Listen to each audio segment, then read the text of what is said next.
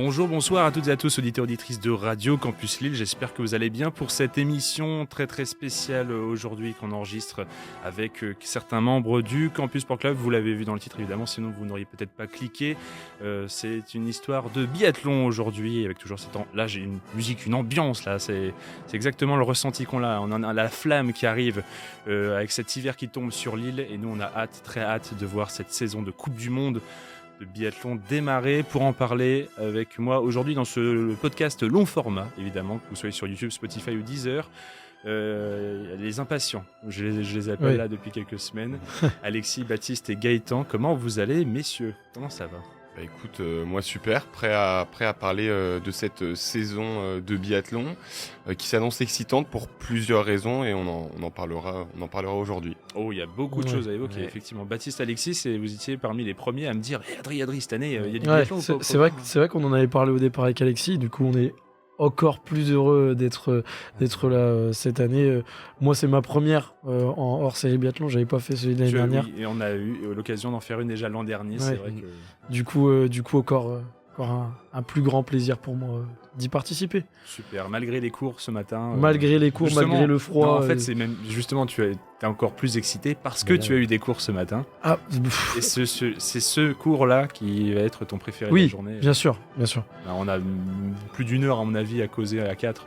Ça va aller vite, cette histoire. Et toi, Alexis, évidemment, aussi. Je suis ravi d'être là. C'est vrai qu'on en avait parlé avec Baptiste. On t'avait directement, on t'en avait parlé aussi. Et comme l'a dit Gaëtan, c'est qu'il y a plein de choses à dire à cette saison. C'est clair. Ça va être génial. Moi, j'ai hâte de faire ce podcast. Voilà. On a très hâte aussi de voir évidemment le biathlon revenir sur nos petits écrans de télé ou sur nos téléphones. Pour ceux qui... Maintenant, on est une génération où on n'a plus besoin d'un magnétoscope ou d'une télé. On a un MyCanal et on part. Puisque évidemment, la Coupe du Monde de biathlon va revenir pour ce qui est dans son intégralité, en toute gratuité sur l'équipe, la chaîne L'équipe.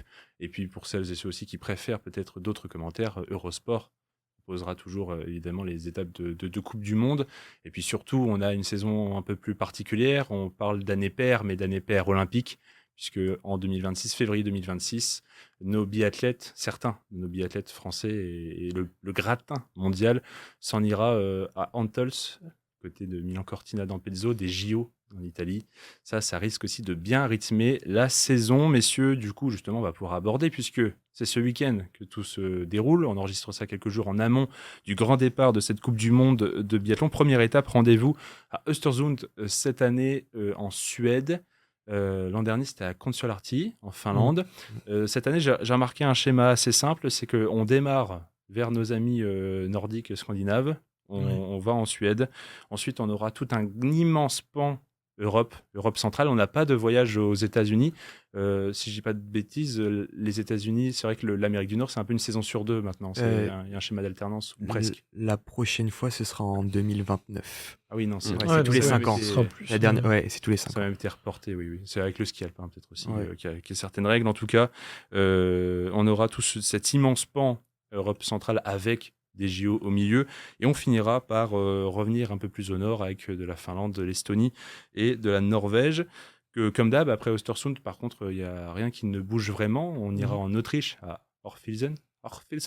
J'essaye de ressortir mon allemand à LV1 et ça se trouve, les Autrichiens vont m'en vouloir parce que ce n'est pas exactement de l'allemand. Puis on aura surtout, mi-décembre, Annecy, le Grand Bornand, notre étape française. On est toujours heureux de la voir. On peut peut-être pleurer dans certaines compétitions de ne plus avoir forcément de grands événements en sport.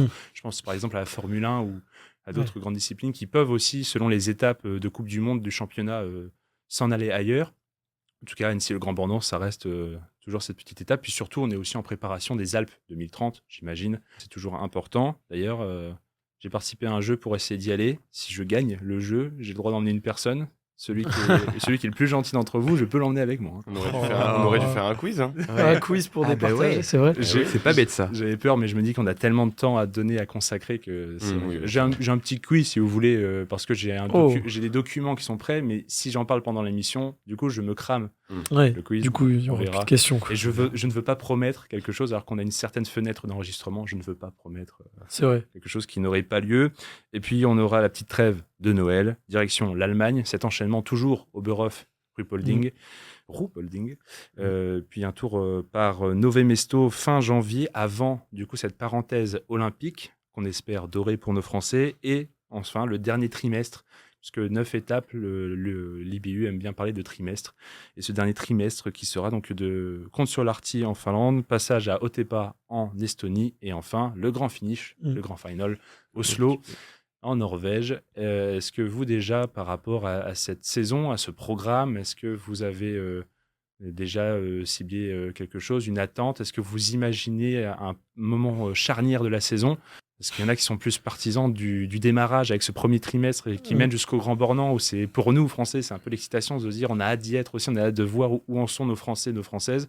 Est-ce que vous êtes plus deuxième trimestre, JO, la vraie parenthèse importante de la saison, ou le finish pour savoir qui va être sacré les champions du monde et les meilleurs? Le premier trimestre, il est déjà très très important, surtout avec l'étape à Annecy, c'est là où on attend le plus les Français, sans être vraiment chauvin, mais on le sait très bien. T'es chauvin. Oui, non, mais voilà, mais faut le dire. On va attendre les Français à ce moment-là, et voilà, il y aura une ambiance de folie comme à chaque saison, donc moi je pars quand même sur le premier trimestre avec un petit bémol quand même pour les JO, enfin petite étoile quand même. Bien sûr.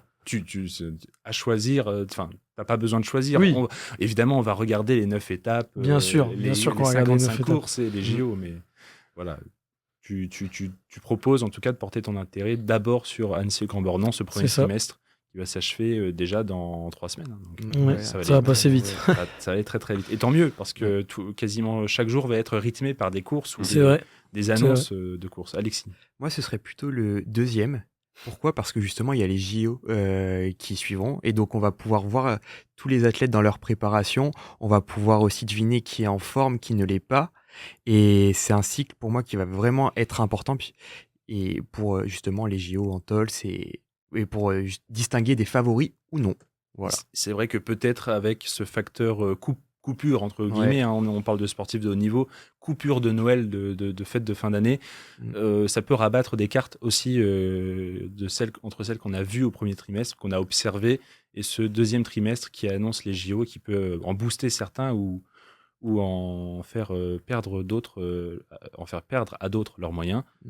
Gaëtan, moi plutôt un entre-deux, dans le sens où je serais assez vigilant sur l'avant-Jeux Olympiques pour un peu découvrir ce début à Östersund évidemment, et ses modalités de qualification, où il y a à la fois une place à aller chercher pour les femmes pour cette équipe de France, et aussi chez les hommes. 3 places sont déjà occupées par de chaque côté, et également à cet après-Jeux Olympiques, les conséquences de cette courte période de la parenthèse olympique, comme on a parlé, du 8 février donc au 21 février, et donc voir un petit peu ces conséquences-là sur la suite de cette Coupe du Monde. Il y aura ensuite, après cette Coupe du Monde, tu l'as bien dit, encore 3 étapes en Finlande, en Norvège et à Otepää. Donc ça sera assez intéressant de voir cette après-Jeux Olympiques, la dynamique que certains biathlètes vont prendre à la suite de cette grande compétition qui a lieu tous les 4 ans, et aussi voir, parce qu'on a pu l'entendre sur certaines interviews et prises de position, comme des figures comme Émilien Jacquelin, qui ne se projettent pas encore vers la suite, vers une saison 2026-2027.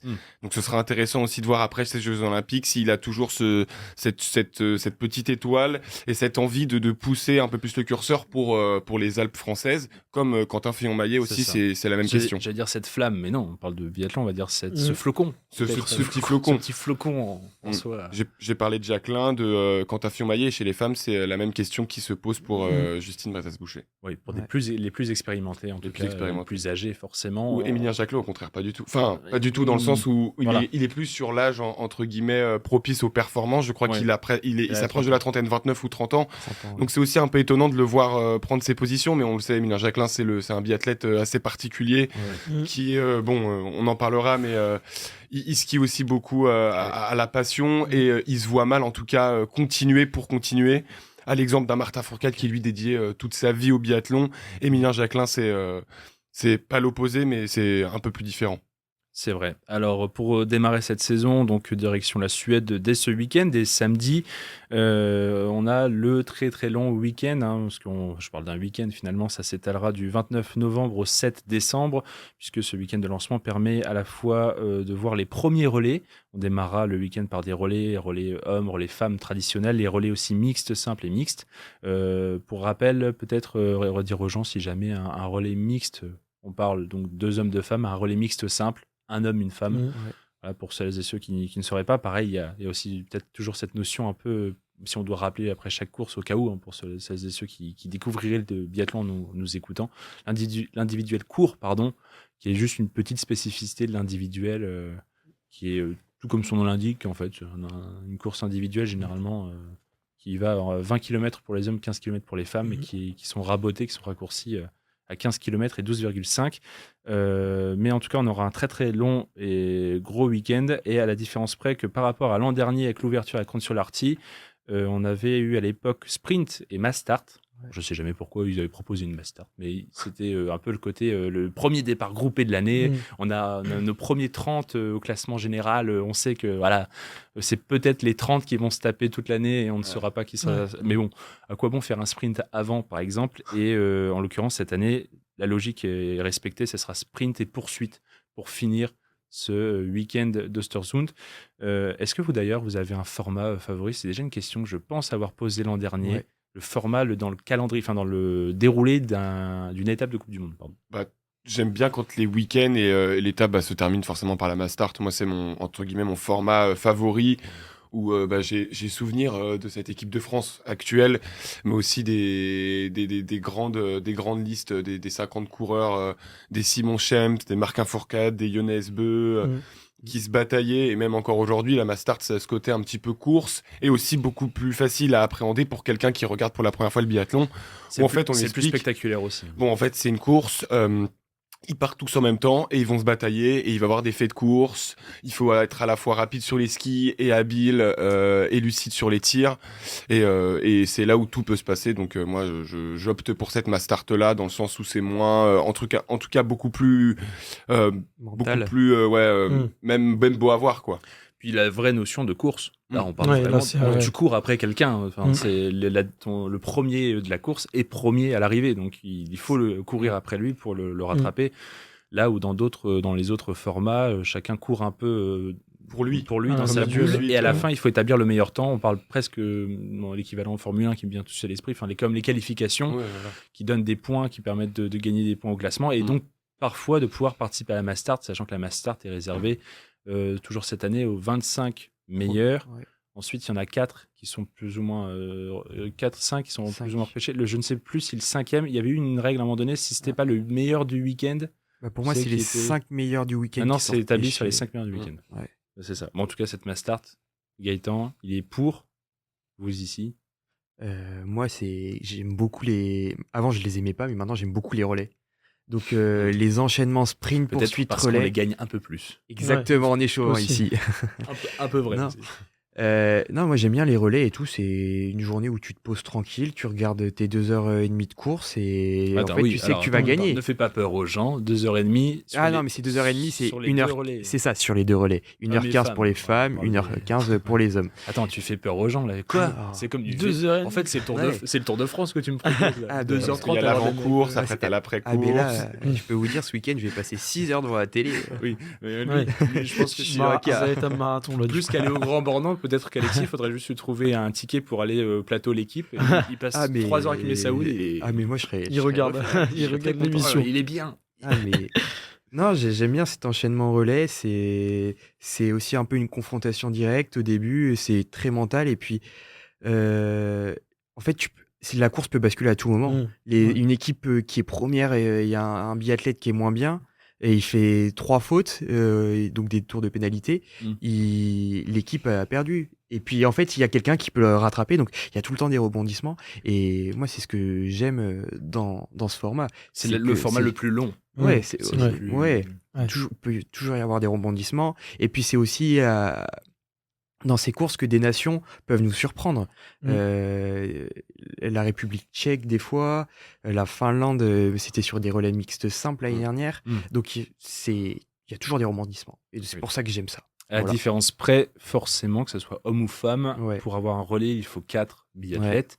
Il y a certaines nations qui n'ont pas cette chance. Et tu peux avoir un fer de lance, enfin une figure de proue pour ta nation. Mais si elle se retrouve toute seule ou si vous êtes 2 ou 3 au mieux enregistrés sur la Coupe du Monde, c'est pas possible. Toi, par contre, tu préfères les enchaînements de relais, sachant que, par exemple, dès le deuxième week-end à Horfilzen, en Autriche, on aura par exemple le deuxième jour poursuite masculine et relais féminin, Mm. et le lendemain poursuite féminine et relais Relais masculin. masculin. Donc, Ouais.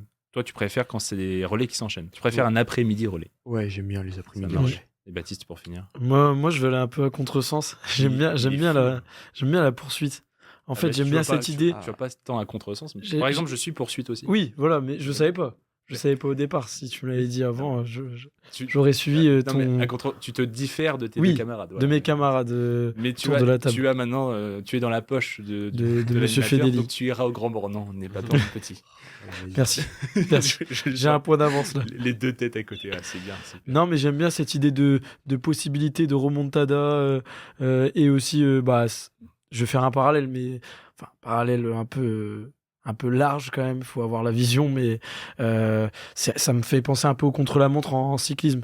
Tu sais, le fait de s'élancer à des écarts de temps, même si c'est pas trop la même chose Là sur encore, les règles. on est sur un principe de sprint. Enfin, Mais chacun fait voilà, son temps. Et c'est ça. C'est ça. Et à la limite, j'aime que bien, avec celui-là. les décalages, comme pour le sprint, si tu pars 30 secondes ou 1 minute 30 après le prochain, quand tu vois que tu le rattrapes, tu te dis, Oui. bon, bah, c'est déjà un dans la Oui, poche. voilà, tu vois. c'est ça que j'aime bien du coup dans la poursuite. Mais le- Ouais. mais Mais le la pas- poursuite, là, vraiment, c'est faut aller rattraper à tout prix le premier, parce Oui, que c'est voilà, bien sûr. le premier qui finit et gagne la course. Ouais. Et on prend les écarts de temps qui ont été instaurés Réalisé pendant le au sprint. Oui, Ouais. Gaëtan, oui. je Oui. montre des écarts. C'est un écart, ça, Gaëtan, avec mes doigts. Voilà, ça, c'est un écart. Oui, oui. Ça n'a rien à voir avec quelque chose d'autre. Les écarts de temps qui sont établis au sprint. Donc, Ouais. le meilleur Et ça temps donne, partira premier et le deuxième des partira avec écarts le après, ouais. retard qu'il a accumulé sur le sprint de la veille, etc. Il y a ce côté où c'est une course aussi dépendante d'une autre Ouais. et qui, du coup, te permet aussi de savourer le week-end en 2 temps. C'est-à-dire que si tu aimes beaucoup la poursuite, peut-être que tu gardes un œil sur le sprint Mm. en disant, Ouais, OK, c'est ça. selon l'ordre de départ et selon les profils, tu te dis, OK, ça peut être une poursuite vraiment alléchante parce que tu sais que, comme à l'époque, un Johannes Beu, excellent sur les skis, par exemple, mais s'il se foire complètement au tir sur ouais, le sprint, c'est- tu te dis, avec sa Mm. vitesse de ski, de toute façon, les 45 secondes, il est capable de les avaler en 2 tours. Quoi. Il y a pas Oui, de- bien sûr. Donc, il y a cette notion-là. Poursuite, elle a du coup peut-être à nuancer que, comme je parle de Johannes Beu sur ces dernières saisons, quand il était intransigeant et intouchable au sprint et qui mettait 1 minute 30 sur le deuxième, tu sais que la poursuite est pas. C'est pas fini, c'est jamais le fini. suspense, ouais, mais le Mm. suspense ne sera pas spécialement là Mm. parce que quand tu arrives avec 1 minute 30 sur les skis, pour démarrer, Mm. poursuite c'est autour de 25-30 minutes, Mm. que ce soit homme ou femme. Ouais. Tu es assez serein de te dire, tu t'autorises presque à louper des balles et de te dire, bon, Ouais. en temps de ski, les différences sont pas énormes. Quelqu'un qui a mal skié la veille va pas se dire du jour au lendemain, j'ai gagné 1 minute sur mon temps. À ce niveau-là, ce n'est pas possible. Par contre, à la limite, d'assurer ses balles et de passer devant les autres, mais parfois des écarts sont tellement monstrueux. Là, je parle d'un écart d'1 minute, c'est vrai que ça peut tout changer, mais il y a Ouais. des écarts à un moment donné. C'était C'est ça. Martin Fourcade de Johannes Beu, quand ils étaient dans la forme de leur vie, juste au chrono, tu dis, bon, bah, et demain, c'est presque une formalité. Alors, il peut y avoir toujours ce suspense. Donc Ouais, tu bien gardes, Alexis, de toute manière, il regarde tout. Je me pose pas la question maintenant.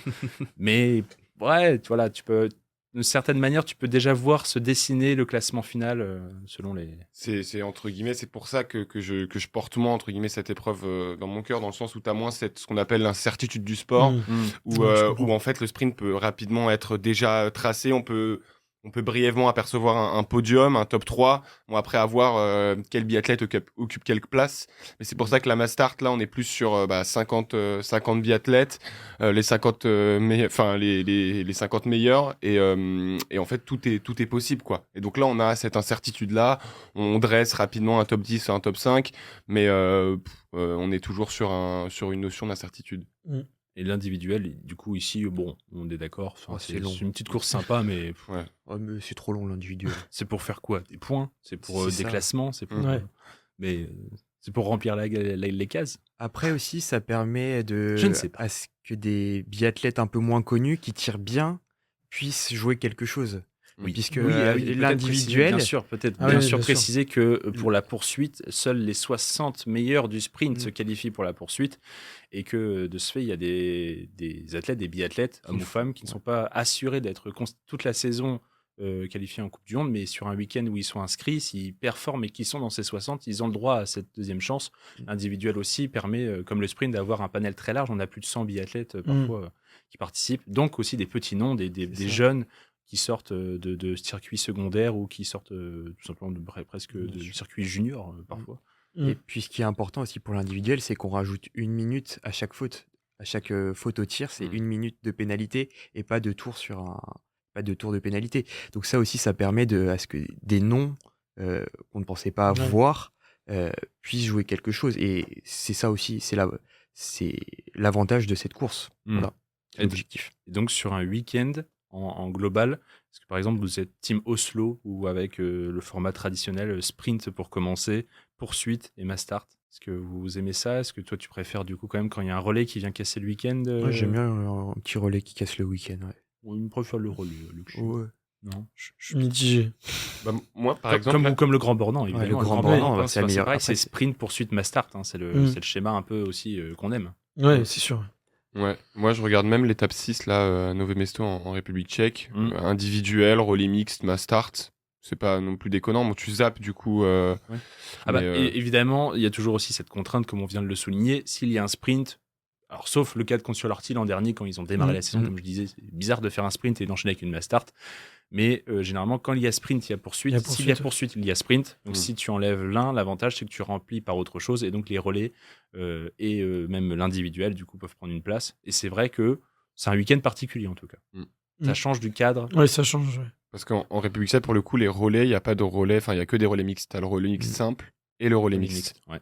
Donc ça permet de voir aussi hommes et femmes en même temps. Ouais.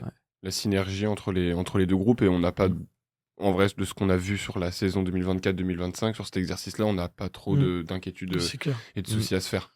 Alors que par exemple, Alexis, il serait peut-être plus sur Rupolding avec relais femmes, relais hommes, après les sprints et les poursuites. Pour Ouais, finir. Rupolding, ouais, j'aime bien. Bah, du coup, avec ce format, ouais, c'est T'as vu trop cool. Je Ouais. commence à Et te c'est connaître. fort, hein, c'est fort. J'essaierai d'avoir des places pour Rupolding maintenant. Non, mais après, C'est si cher, j'ai essayé de regarder à un moment, mais. ah, mais les places sont chères. À Le Grand Bornand, le Grand non, Bornand, mais le c'est Grand 60 Bornand, euros. oui. 60, C'est pour ça que j'ai 70 participé euros. à un jeu concours quand je dis je Oui. peux avoir une place. Et encore, je trouve que c'est un petit peu, enfin, entre guillemets accessible, mais je suis sûr que dans tous les cas, sur le terrain, c'est pas, enfin, tu vois, c'est comme toute compétition et toute course, quoi. Je suis jamais allé dans des tribunes en F1, mais ou même en course automobile, mais c'est le même principe. T'as la chance d'avoir l'écran géant ou non, Oui. mais c'est juste l'expérience du Grand Bornand, l'effervescence un petit peu, Ouais, voilà. et avoir un Mais- premier aperçu des Alpes 2030. Et puis, C'est vrai. Après, Ça va arriver vite aussi. Et il y a beaucoup aussi je pense de méfiance vis-à-vis des Alpes 2030, Mm. avec tous les problèmes qu'il y a eu sur la direction notamment, et le fait que Martin Fourcade se soit retiré, entre guillemets, à la dernière minute l'année dernière. Et même Émilien Jacquelin, c'était aussi l'une de ses revendications où il n'était pas sûr justement de pousser un peu plus le curseur. Oui, c'est très bien que les questions environnementales, entre guillemets, seront au cœur de ces... enfin, sont cœur de déjà ces au cœur Jeux. de notre société aujourd'hui, même sur beaucoup de descentes à ski, de Reitenbach notamment, où ils avaient dû refaire le mont, où il y a eu des chutes de neige, etc. Donc il y a eu cette question-là. En 2030, je pense que la question sera d'autant plus posée. Et donc c'est aussi la difficulté. Tout est là, exactement. Tu as tout très bien dit. Et pour finir, petite anecdote toujours sur le calendrier, on a le retour d'Otepa, qui n'était plus arrivé, qui n'était plus sur le circuit depuis 2022, et aussi pourquoi en préparation des mondiaux de la saison 2026-2027 qui auront lieu en Estonie. Voilà pourquoi aussi on aura un petit tour par Otepa. Avant-dernière étape de cette Coupe du Monde, ça sera mi-mars.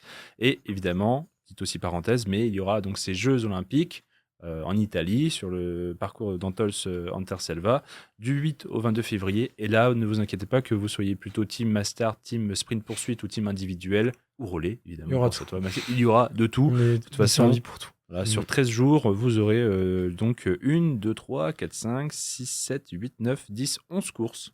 exactement tous les formats possibles, Après, avec le mixte, mais pas de mixte simple. qui n'est pas encore au programme des JO. Voilà, c'est la seule course sur les 12 qui ne sera pas présente. Mais le relais mixte sera là pour ouvrir le bal. Le 8 février prochain, on se donnera rendez-vous, je pense, avec le Campus Sport Club de toute manière pour parler de tous ces Jeux olympiques d'hiver. Pour ce qui est de cette saison 2025-2026, j'ai regardé un tout petit peu, point réglementation.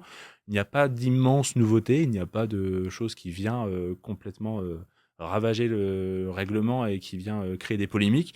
À la limite, si ce n'est que du coup, ça confirme celles établies les saisons passées. Par exemple, déjà, une chose est sûre, Russes et Bélarus ne sont pas autorisés à concourir, en tout cas, sauf pour certains réfugiés ou sous bannière neutre. Les changements notables aussi observés l'an dernier sont conservés. On a un système de points qui avait été légèrement rééquilibré, notamment pour les places d'honneur de 3e à 9e qui ont eu un petit gain, un petit bonus. Donc ces places-là gagnent toujours autant de points que la saison passée. Et pour toujours ce système pour le sprint, avec l'attribution des dossards, et cette manière de dispatcher les 15 meilleurs athlètes qui avant avaient cette primauté de choisir leur moment de passage par rapport aux conditions météo, l'état de la piste. Là maintenant, c'était un peu de dire oui, mais le problème c'est que vous allez vous positionner très tôt dans la course, et pour l'audimat et pour le suivi et l'intérêt du sprint, comme vous êtes aussi les meilleurs, généralement, je pense que nous tous aussi, après le sprint, après avoir vu je pense, le 15e ou le 20e mondial passé et voir que les temps sont figés, on se dit, bon, bah après, ça, on tombe sur les 50 derniers et même ceux qui apparaissent une fois par an. Donc, on sait qu'il ne va rien arriver de spécial. Là, l'idée, c'est donc de leur imposer un dossard compris entre le 46e et le 75e passage, évidemment. Donc, on aura toujours de quoi zapper. Alors, peut-être que maintenant, vous ne regardez plus le début du sprint, mais on zappe au milieu pour dire, attends, c'est le moment où passer un Jacquelin, un Fillon-Maillet, un Beu ou qu'un. On laisse tourner. Voilà, on laisse tourner, c'est ça. Bon, en tout cas, cette règle ne change pas. Et savoir sinon pour ce qui est des quotas, puisqu'on va pouvoir aborder très rapidement le volet équipe de France, savoir qui sont nos Françaises, nos Français qui vont pouvoir jouer les titres et les couronnes cette saison. Pour ce qui est des quotas, il y a un petit changement dans les règles. Le vainqueur et la vainqueur de l'IBU Cup de la saison passée permettent d'avoir toujours un quota, mais il n'est plus personnel. Maintenant, il est au titre de la nation. Donc, les entraîneurs et les référents des équipes nationales peuvent choisir quelqu'un d'autre que le vainqueur de l'IBU Cup. Ils peuvent se dire bravo pour tes efforts l'an dernier, mais je vais prendre ta collègue grâce à toi. Merci et continue de rester en IBU Cup. Mais c'est aussi le jeu du biathlon professionnel. Et les tenants du titre des gros globes, à savoir donc Sturla Laigrid, faut qu'on se mette d'accord, mais on dira les deux. On ne parle pas tous norvégiens ici, donc on va en profiter. Gelo, on y reviendra aussi juste après. Donc Sturla Laigrid d'un côté et Franziska Preuss de l'autre sont assurés d'avoir un quota personnel. Donc c'est-à-dire que en conséquence, la France, grâce à la victoire de Camille Bened l'an dernier, vainqueur de l'IBU Cup, aura un quota féminin pour les 2 premières étapes de Coupe du Monde en plus, donc pour Östersund et Orfilsen en Autriche. 7 femmes seront présentes au lieu de 6. La Norvège, grâce à Sturla Laigrid et même Isaac Frey, qui est le vainqueur de l'IBU Cup, même si le règlement impose que ce n'est pas cumulable, donc on n'aura qu'un seul quota pour l'un ou pour l'autre, un quota masculin en plus pour ces 2 premières épreuves de Coupe du Monde. 7 hommes présents pour Östersund ou Orfilsen pour la Norvège, et l'Allemagne aussi, grâce à Franziska Preuss, aura un quota féminin en plus. Ça promet. Bon, nous, forcément, c'est plus pour les femmes. Tant mieux aussi qu'il y ait ce quota toujours, parce que on le disait, pour l'équipe de France féminine, il y a un petit problème de riches. Et donc, c'est toujours bien d'avoir un maximum de Françaises pour aussi vraiment juger les niveaux en compétition au haut niveau et pouvoir essayer de créer le moins d'injustice possible. Je ne sais pas après, sinon aussi les infinités que vous avez par rapport à certains profils, même s'il y a toujours des taulières qui restent dans le milieu. D'ailleurs, on va pouvoir aborder un peu cette équipe de France féminine, puisqu'il y avait eu déjà en avril dernier, très, très tôt en fait, après la fin de la saison dernière, un communiqué de la Fédération française avec les équipes de France A, B, qui était très vite instauré, qui nous donne aussi des pistes un peu pour la saison à venir de quels sont les titulaires, si on peut dire, ou presque, même si chez les femmes de ce fait, il n'y en avait que 5, puisque à l'époque, c'était seulement Justine Berzas-Boucher, Lou Jean Monod, Océane Michon, Jeanne Richard et Julia Simon qui étaient dans la liste. Pour ce week-end, vous me direz du coup 5 plus 2 qui peuvent se qualifier. Sauf qu'on en aura une septième différente, puisque Julia Simon, on va tout de suite le rappeler, on va évoquer ce cas de l'équipe de France et Julia Simon, qui est suspendue par la fédération pour ce premier week-end à Östersund par rapport à l'affaire de la carte bancaire qui était survenue il y a 2 saisons de cela, où elle avait utilisé à son insu la carte bancaire de Justine, enfin, à l'insu de Justine, justement, la carte bancaire de Brezès-Boucher, et avait déboursé. Et la kinésithérapeute kinésithérapeute de l'équipe de France. La aussi. kinésithérapeute de l'équipe de France. Et effectivement, pour des beaux virements, a été, je ne sais pas sur quel, on ne sait pas sur On quel sait site, toujours on ne pas. sait toujours pas ce qu'elle a acheté en fait avec Si, cet argent. Des Paire de ski GoPro.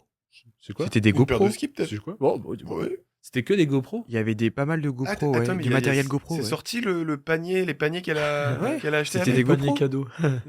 Des GoPro. Des GoPro, ouais, du matériel comme ça, ouais. On parle d'un Ah ouais. achat avril-mai, c'est des En cadeaux. plus, on n'est pas sur des achats un peu Non. raisonnables, quoi. Vraiment des GoPro. Mais elle en avait eu pour 2-3 000 euros. c'est ça, ouais. Il y Bon. avait 1200 Ouais, quand même. d'un côté et Ouais. un truc comme ça. Mm. Bon, en tout cas, Julia Simon qui a pris 6 mois de suspension, dont 5 avec sursis. 1 mois de suspension qui a été entamé à compter du 7 novembre dernier, qui court jusqu'au 7 décembre, donc qui couvrira tout le premier week-end, toute la première étape de Coupe du Monde, celle d'Östersund. Et on devrait normalement la revoir à Orphilsen en Autriche.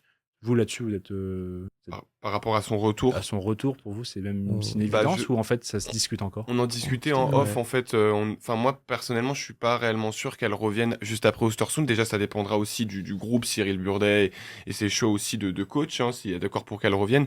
De ce qu'on a l'air de comprendre c'est que dans le groupe de l'équipe de France et même de ce qu'a pu déclarer la première concernée, la victime de l'affaire Justine Brezas-Boucher a fait entre guillemets fait la différence entre la femme et l'athlète. Déjà ça en dit beaucoup sur son état d'esprit. Mais ce que je veux dire c'est que cette équipe de France, voilà, cette affaire-là, elle date quand même de 2 saisons. L'équipe de France féminine a su faire des performances et est sortie d'une année fantastique l'année dernière. Donc c'est entre guillemets pas cette affaire, je pense, qui va les Pénalisé. déstabiliser. Ouais. Mais je suis pas sûr qu'elle revienne réellement en Autriche. Peut-être il avait parlé du Grand Bornand, mais ça se discutera aussi sur une année Jeux Olympiques où elle doit obtenir son ticket. À quel moment elle décide de revenir Est-ce que c'est stratégique ou pas? Parce qu'on a beau penser que le biathlon c'est un sport collectif, oui, mais aussi un sport individuel. Et pour ce quota de qualification pour la trêve et pour la parenthèse olympique, bah, il faut faire preuve de stratégie, peut-être faire l'impasse sur certains sites. Au détriment peut-être du collectif, d'où justement l'importance aussi de Simon Fourcade qui est responsable des hommes et Cyril Bleudet responsable des femmes, d'établir une vraie stratégie collective de sorte à pas empiéter aussi sur l'ambiance globale. Mais concernant Julia Simon, je la vois pas forcément revenir en Autriche, peut-être sur Annecy le Grand Bornand à la maison. Et je pense que la France lui réservera un accueil digne de ce nom, mais positif dans le sens positif du terme, quoi. Et si je vais un peu à l'inverse de ce courant de pensée, on peut aussi se dire que grâce à ce quota supplémentaire qu'ont les femmes pour les 2 premières étapes de Coupe du Monde, elles en bénéficient donc toujours à Orphilsen. Peut-être c'est l'opportunité de justement permettre à Julia Simon de profiter de cette 7e place en fait qui est un bonus, donc qui permet toujours d'avoir un premier 6 et d'avoir cette 7e qui est jugée sur le fait et qui n'est pas sous pression de résultat tout de suite, alors qu'au Grand Bornand on va revenir à 6, on va perdre donc ce quota.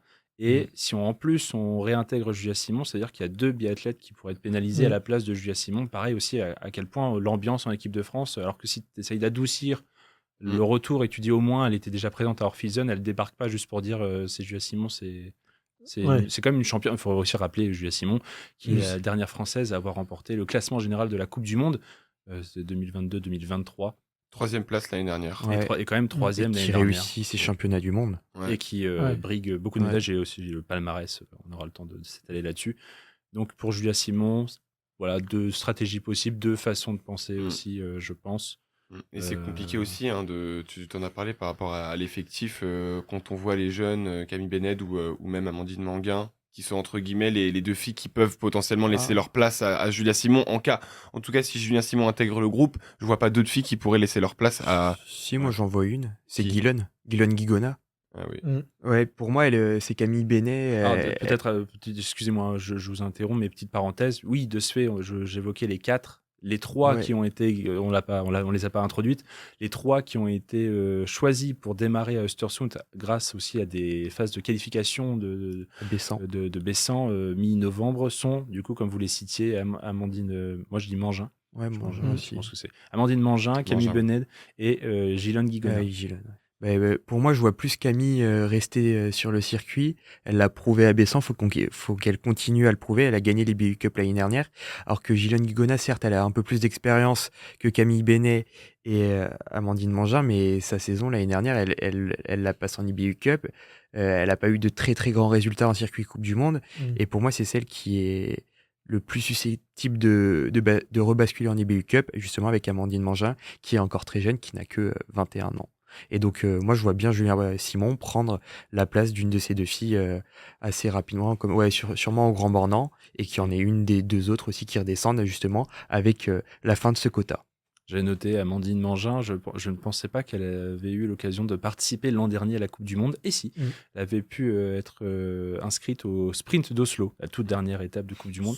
Et j'ai 64e du Ouais, sprint. j'ai vu 64, je me suis dit c'est dommage pour elle parce qu'elle aurait Mm. pu, du coup, comme on expliquait la règle du sprint, il faut être dans les 60 premières pour participer à la poursuite. Elle aurait pu doubler la mise, mais en tout cas, elle a déjà eu cette petite course sympathique et puis 7e de l'IBU Cup, comme tu le disais, Alexis. Pour Gillen, ça commence aussi à être quelqu'un qui a eu l'occasion, qui a eu des occasions de s'imposer, de s'affirmer, mais Elle a fait 2 podiums quand même l'année dernière. Hein. Un podium en individuel et un podium en relais, non? Gillen, Le podium en relais, ça c'est Gillen, non. Moi, Non, j'ai rien noté. Non, moi, j'ai noté que sur la saison l'année dernière. sur sa saison, elle est présente uniquement sur les 2 premières étapes. Justement, elle profite déjà l'an dernier de ce quota supplémentaire qui avait été alloué à l'équipe de France féminine. Ouais. Et sa meilleure performance, c'est une 9e à la poursuite d'Orphilsen. D'accord. De ce fait, parce qu'elle ne participe pas du tout au reste de la saison. C'était En effet, vu comme ça, parce que du coup, c'est vrai que à mon avis, ça doit être un petit peu des stats que j'ai notés qui datent peut-être de sa saison en IBU Cup, mais c'est vrai que vu comme ça, c'est vrai que Gillian Guigona, elle se révèle un petit peu comme la fille qui pourrait laisser sa place à Julien Simon en cas de retour de la française. C'est toujours un peu touchy, c'est toujours ce niveau à l'échelle internationale, c'est une bonne biathlète. Au sein de l'équipe de France, ça reste quand même assez moyen. Elle a eu justement, elle a 27 ans, elle a eu plusieurs saisons par le passé, elle a eu l'occasion. 2 podiums, c'est dans son palmarès, c'est vrai, mais c'était pas sur la saison dernière. C'est ça que je notais. J'avais vu, je l'ai vu 2 podiums. J'avais raison, mais je ne savais plus où. C'était à son palmarès. En tout cas, on a plus l'impression que c'est quelqu'un avec 27 ans aussi qui a eu l'occasion d'avoir des opportunités par le passé et qui, à chaque fois, ne convainc pas. En tout cas, l'an dernier, ça se traduit là aussi. Elle fait les 2 premières étapes grâce au quota, mais elle ne convainc pas. Et il y a toujours Après, il y a une plus jeune et qui arrive et qui a peut-être plus les crocs. Et quand on doit juger assez rapidement sur cette fenêtre novembre-décembre, et on dit finalement, pour toute la saison et puis pour les échéances que sont mondiaux aux Jeux Olympiques, on pense parfois aussi à peut-être d'autres profils, comme l'an dernier Paola Beauté qui avait aussi un tout petit peu montré. Elle avait gagné le sprint à Oberhof. Elle a déjà une victoire en Coupe du Monde, alors que par exemple ça m'a surpris, mais quand j'ai refait les fiches pour chacun des biathlètes français, je note que par exemple Jeanne Richard n'a pas de victoire individuelle, alors que tu vois que Paola Beauté arrive, première course, elle gagne. C'est première course de la saison passée, elle gagne. Et c'est assez fort, c'est assez marquant. Et c'est là aussi où, par exemple, Gillen, elle a beau être peut-être plus constante ou sur la durée en équipe de France, parfois on juge un peu plus séquement et sur les résultats. Et ça n'est pas en sa faveur, on va dire, en ce moment. Bon, en tout cas, pour l'instant, elle sera présente. Ça se trouve, elle va nous faire mentir. Östersund, espérons-le. Elle peut briller, du coup, avec ces 2 comparses. Pour ce qui est de ce fait des hommes, il y avait inscrit dans l'équipe de France en avril dernier Émilien Claude, Fabien Claude, Quentin Fillon-Maillet, Émilien Jacquelin, Éric Perrault, Oscar Lombardo et Antonin Guigona. Là, vous avez 7 noms, mais en équipe de France masculine, il n'y a pas de quota supplémentaire. Donc, qui est-ce qu'on sort de l'équation ? Il y avait là aussi des sélections établies à Gelo. À vous de voir comment vous... En Norvège. En Norvège. C'est très bien. C'est long, là. C'est grand, la Norvège. On ne dirait pas. Mais une bataille à 3, du coup, pour cette 7e place, puisque Antonin Guigona, Oscar Lombardo étaient aussi face à un certain Gaëtan Paturel, 7e de l'IBU Cup l'an dernier, 8e de l'IBU Cup l'an dernier, qui était le meilleur français du circuit secondaire. Et au final, c'est le l'expérimenter. Et là Guigona, encore, un ouais. Guigona, Antonin Guigona, qui aura Et sa deux. place. Pareil, c'est un peu aussi toujours ce principe de t'es inscrit sur la durée, t'es en équipe de France, je ne sais pas aussi s'ils ont un intérêt par rapport à la vie de groupe, par rapport au vécu, par rapport aux relations qu'ils ont avec le biathlète. C'est toujours une valeur sûre de prendre un Guigona parce que ça fait Oui, 5, ça fait 6, longtemps 10 qu'il ans est- qu'il est présent. qu'on se fréquente. Quoi, donc peut-être aussi, ça inspire, ça instaure quelque chose. Il y avait en fait à la suite de ces qualifications, je crois que c'était le 18 et le 19 novembre à Gielo en Norvège, tu avais ces 3 tickets, ce ticket à distribuer entre ces 3 biathlètes. Il semble que c'était justement Antonin Guigona et Oscar Lombardo qui soient sortis un peu plus de l'équation. Gaëtan Paturel un petit peu moins, qui a un peu moins saisi sa chance sur ces 2 courses-là. Il y aura Et le mais- temps, hein, mais Ouais, il a que 22 ans. Mais voilà, 21 je crois. 22 maintenant. 22 maintenant. Ouais. Bon Joyeux anniversaire, anniversaire, Gaëtan. mais toi. voilà, sur ces 2 biathlètes, Oscar Lombardo et Antonin Guigona, l'équipe de France et Simon Fourcade a fait le choix plutôt de l'expérience, en effet. Antonin Guigona, je crois, 34 ans. Même si, en fait, à l'issue de ces 2 courses, si on regarde les 2 performances, Oscar Lombardo, sur une moyenne des 2 courses, je crois, en tout cas, est positionné au-dessus d'Antonin Guigona. Donc là, il y a une logique, pas très respectée, dans le sens où ces courses-là n'ont véritablement pas acté le ticket pour Östersund, et donc c'est Antonin Guigona qui a été préféré, mais Oscar Lombardo reste quand même un petit peu en dessous en IBU Cup, et pourra monter au cours de la saison.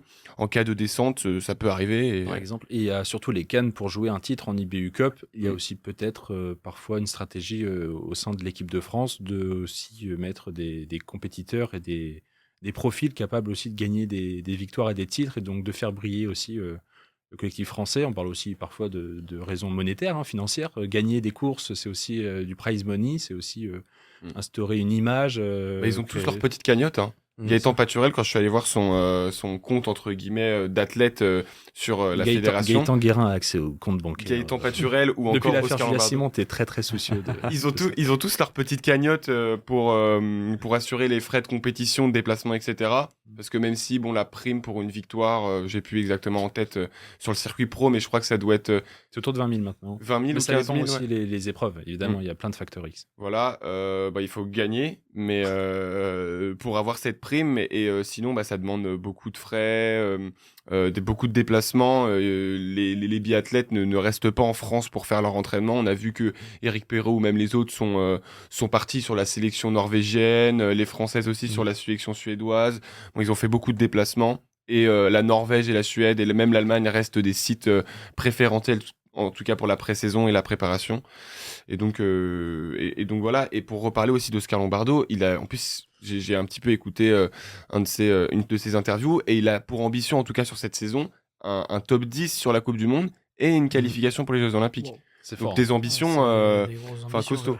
Costaud pour un gars qui factuellement n'est pas sur la liste pour Östersund. Puis il y a des Donc, billets. Ouais, c'est C'est vrai. peut-être un peu trop quand même là. Ouais. Peut-être aussi, du coup, moment pour moi de préciser, je l'ai vu passer, je me suis dit, c'est pas bête de le noter, que pour les Jeux Olympiques, l'équipe de France aura droit à 6 quotas par genre, grâce à sa victoire en Coupe des Nations la saison passée, en Coupe du Monde. La Coupe des Nations, qu'est-ce que c'est? Vous savez, ceux qui ne savent pas, lors de la Coupe du Monde de biathlon, en plus des classements individuels, où on doit marquer un maximum de points par week-end pour être le mieux classé au classement individuel, tout simplement, on permet de remporter des points pour son pays, pour sa nation, qui est dans le cadre de la Coupe des Nations. Et la France a remporté cette Coupe des Nations, et grâce au règlement, elle aura droit à 6 places pour les femmes, 6 places pour les hommes au JO. Donc c'est pas mal intéressant. Et comme on parlait justement de cette petite lutte entre Oscar Lombardo et Antonin Guigona, je ne doute pas qu'Oscar Lombardo a encore très très faim et a très très envie de se montrer aussi pour ça. Malheureusement, il ne sera pas du coup de ceux de ces 2 premiers. Alors, Antonin Guigona est pour l'instant pour les 2 premières étapes. C'est ce qui a été dit. Ouais, c'est ce qui avait été annoncé par le président, il me semble, de la Fédération française, quand il a dit, en tout cas, Antonin Guigona, c'est pour les 2 premières étapes. À voir, évidemment, il est capable de s'installer. Oscar Lombardo, par exemple, je renotais que l'an dernier, il a quand même fait un top 10 à Nové Mesto, mais il n'avait participé qu'au dernier trimestre, à ces 3 dernières étapes, dont la première était au lendemain des mondiaux de Lenzrheide, en Suisse. Il avait participé à ce dernier trimestre seulement, et il avait eu le temps de faire un top 10 à Nové Mesto et de participer au relais masculin et de remporter le relais masculin, avec ce relais français qui était fantastique l'an dernier.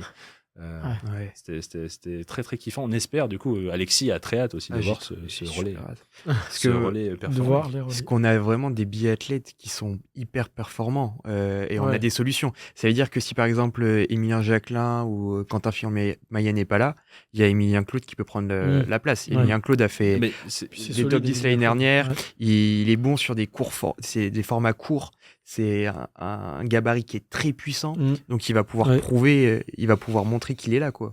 c'est vrai. Même s'il s'est blessé, il a été opéré du Mm. dernier discal Mm. cet été. Il a pas couru depuis, par contre. Ouais. Ça, c'est un Ouais. petit Il va peu la falloir zone voir d'ombre le concernant. à Östersund. À Ostersund, ça va être un petit peu la découverte, de son corps, mais entre guillemets, après cette grosse pause. Mais il a pas couru depuis en tout cas cette opération Hernie discale. hernie discale, oui. Ouais. Ça fait Ça fait mal, ça. Ça fait un peu mal, je crois. Mm. C'est pas Bon. cool. C'est pas cool. Bah, du coup, on enchaîne comme ça aussi, puisqu'on parlait de ceux à la lutte pour ces dernières places en équipe de France masculine.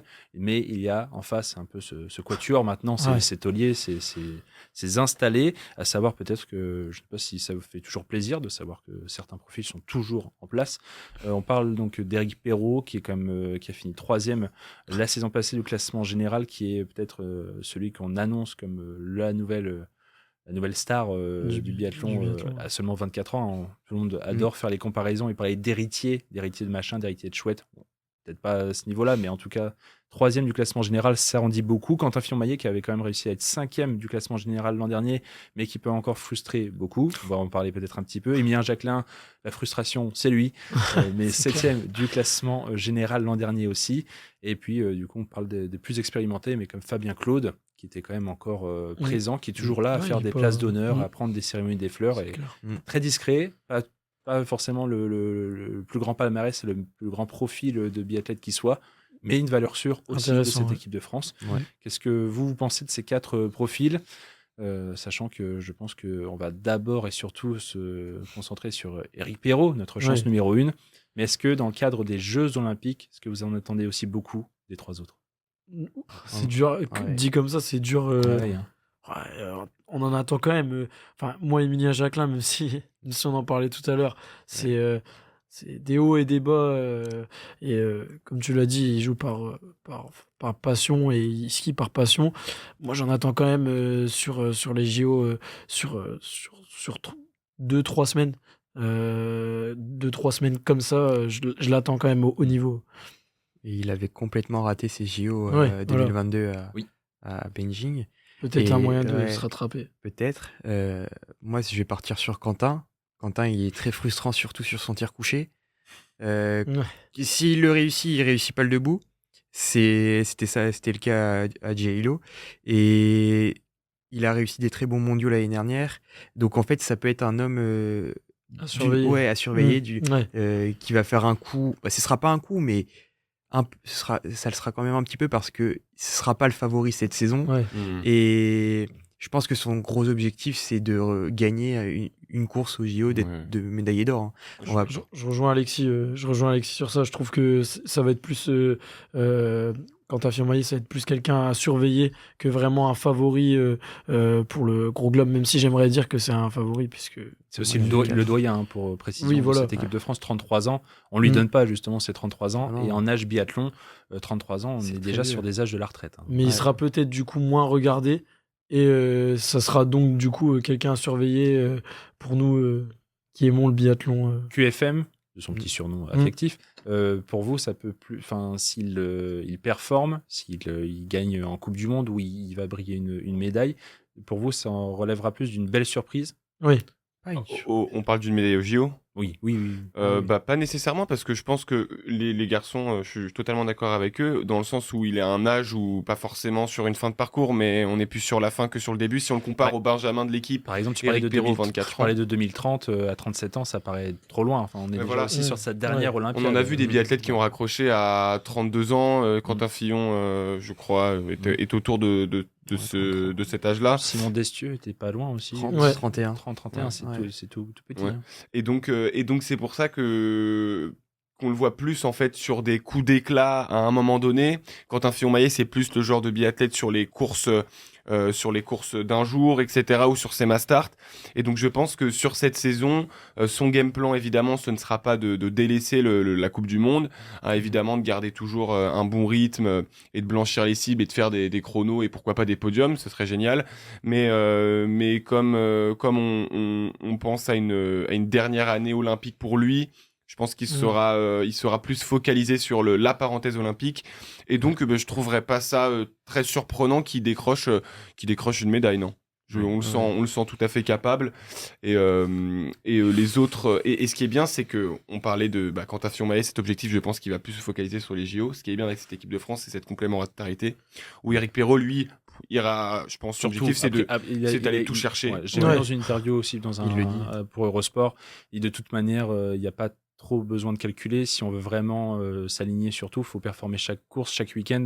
Et t'as pas le temps au calcul presque sur une saison pareille. Donc, très dense et assez courte. On parle donc de fin novembre à mi-mars, fin mars. Et avec une immense parenthèse olympique qui aussi, dans les organismes, c'est autre chose. Hein. Et puis de toute manière, là, Éric Perrault, il peut plus se cacher. Hein, de toute manière, vu la saison qu'il a fait l'année dernière, c'est le grand favori. C'est le grand favori avec l'Aigrid. Avec l'Aigrid. Et Giacomel. Mais ça, c'est mon. On en parlera un peu plus tard, ça, de la concurrence. Je l'ai entendu, ça s'est pas arrivé dans l'oreille. Sinon, qui est sourd. Pour rappel aussi, Quentin Fillon-Maillet, dernière participation aux Jeux Olympiques, c'était la consécration, 2 médailles d'or, 3 d'argent, le presque parfait, hein, puisqu'il n'y a que Johannes Beu qui était là pour lui piquer l'or, donc on ne lui en veut pas du tout. Est-ce que par contre, avec du coup aussi cette saison 2021-2022, celle des Jeux Olympiques aussi, qu'il avait conclu sur le gros globe de cristal, à savoir que Johannes Beu avait aussi laissé un peu de lest sur cette saison et c'était beaucoup plus consacré au JO, ce que peut faire Quentin Fillon-Maillet cette année, hein, il est dans les mêmes tranches d'âge et il a aussi ce niveau-là. Est-ce que depuis aussi cette année exceptionnelle 2021-2022, on l'a pas mis trop vite, trop fort sur un piédestal en comparant à Martin aussi, encore une fois, Martin Fourcade. Est-ce que c'est peut-être aussi pour ça qu'on est un peu méchant ou est-ce qu'on est un peu trop demandeur Parce que non, en fait, finalement, c'est son niveau, mais il n'arrive pas à le maintenir de saison en saison. C'était une saison particulière, 2021-2022, comme tu l'as dit. Johannes Beu, il n'avait pas fait une très bonne préparation et il avait réussi à se reconcentrer à se remobiliser pour les JO et à quasiment tout gagner. Et après, il n'y avait eu personne pour faire concurrence à Quentin. Il y avait eu un petit peu Emilien, un petit peu Laigred, mais... sinon, c'est tout. Donc, c'était normal qu'il s'impose. Et puis après, en 2022-2023, Johannes, je me trompe pas, c'est 19 victoires. Il gagne quasiment tout. Il était injouable. Et donc, et après, c'est vrai que Quentin... Oui, peut-être qu'il faut aussi dézoomer et se rendre compte qu'il n'y a pas que Quentin sur la piste et que dans ces cas-là, c'est aussi la concurrence qui a élevé son niveau. Peut-être que Quentin a insufflé ça aussi à l'époque. Ouais. De voir ça, en tout cas Quentin qui reste quand même avec donc Julia Simon aussi, le dernier vainqueur français chez les hommes cette fois d'un gros globe de cristal, à moins que Éric Perrault en mars prochain, on en reparle très bientôt. Éric Perrault, de toute manière, l'an dernier c'est 3e du classement général, 3 victoires en individuel, dont un titre l'individuel justement aux mondiaux de Lenzerheide 2. Il a 6 podiums aussi en relais, 4 victoires. Et donc 3e de ce classement général. Je notais aussi ses statistiques au tir, évidemment, puisque chose assez marrante, par exemple en ce qui concerne Quentin Fillon-Maillet ou Émilien Jacquelin, tu parlais du coucher de Quentin Fillon-Maillet et du debout pour Jacquelin. Voilà, qui est autour de 78% et qui monte à 86% pour le debout en ce qui concerne Fillon-Maillet. On est sur l'opposé presque pour Jacquelin qui a 88% sur le coucher, qui arrive souvent à faire le 5 sur 5. Et derrière 78% sur le debout, et c'est toujours on parle donc de ces tirs debout, ces derniers tirs. On démarre par des couchers, on finit par les debout. Et donc c'est là aussi où pourquoi Émilien Jacquelin est la définition un peu pour nous Français de la frustration. C'est qu'il est toujours idéalement lancé dans une course et il est capable de vriller sur le dernier. C'est terrible. En plus, il t'apparente l'exercice comme Lucky Luke, quoi. Il arrive et puis c'est en 18-19 secondes. Ouais, voilà, j'ai pas le temps exact, mais c'est un des plus rapides. Et puis comme Julia, l'a été à performer les 2 ou dernières où il finit par passer à côté, et puis c'est un tour de pioche ou pas, ou s'il y a les cartouches, tu vois, il peut se rattraper. C'est presque qui tout double sur ces. Mais Émilien Jacquelin, et même quand il a de l'avance entre guillemets, il y va, mais il y va franco, quoi. Après, c'est ce qui le rend très instable, et c'est un petit peu ça le problème, quoi. Il est instable. Mais il est capable de faire des de grandes se choses, magnifier, il est Ah, capable. Ah, mais Ah quand oui, il était en- Il a quand même signé 2 victoires l'an dernier, hein. C'était presque Sur les à l'oublier, sprints, mais ouais. il gagne des sprints et c'est dans ce cadre-là, hein. C'est que si il démarre son week-end par un sprint et qu'il rentre toutes ses balles, il Mm. est. Ah, Et c'est puis sûr. on parle quand même de Français qui sont toujours excellents sur les skis. J'ai pas tous les temps de ski, mais on a quand même parmi les meilleurs biathlètes pour ce qui est de la glisse. En tout cas, Éric Perrault, je notais aussi pour le tir, 86,67% au coucher, 92,86 Ouais, au il est debout. Là, constant, on de parle toute manière. vraiment.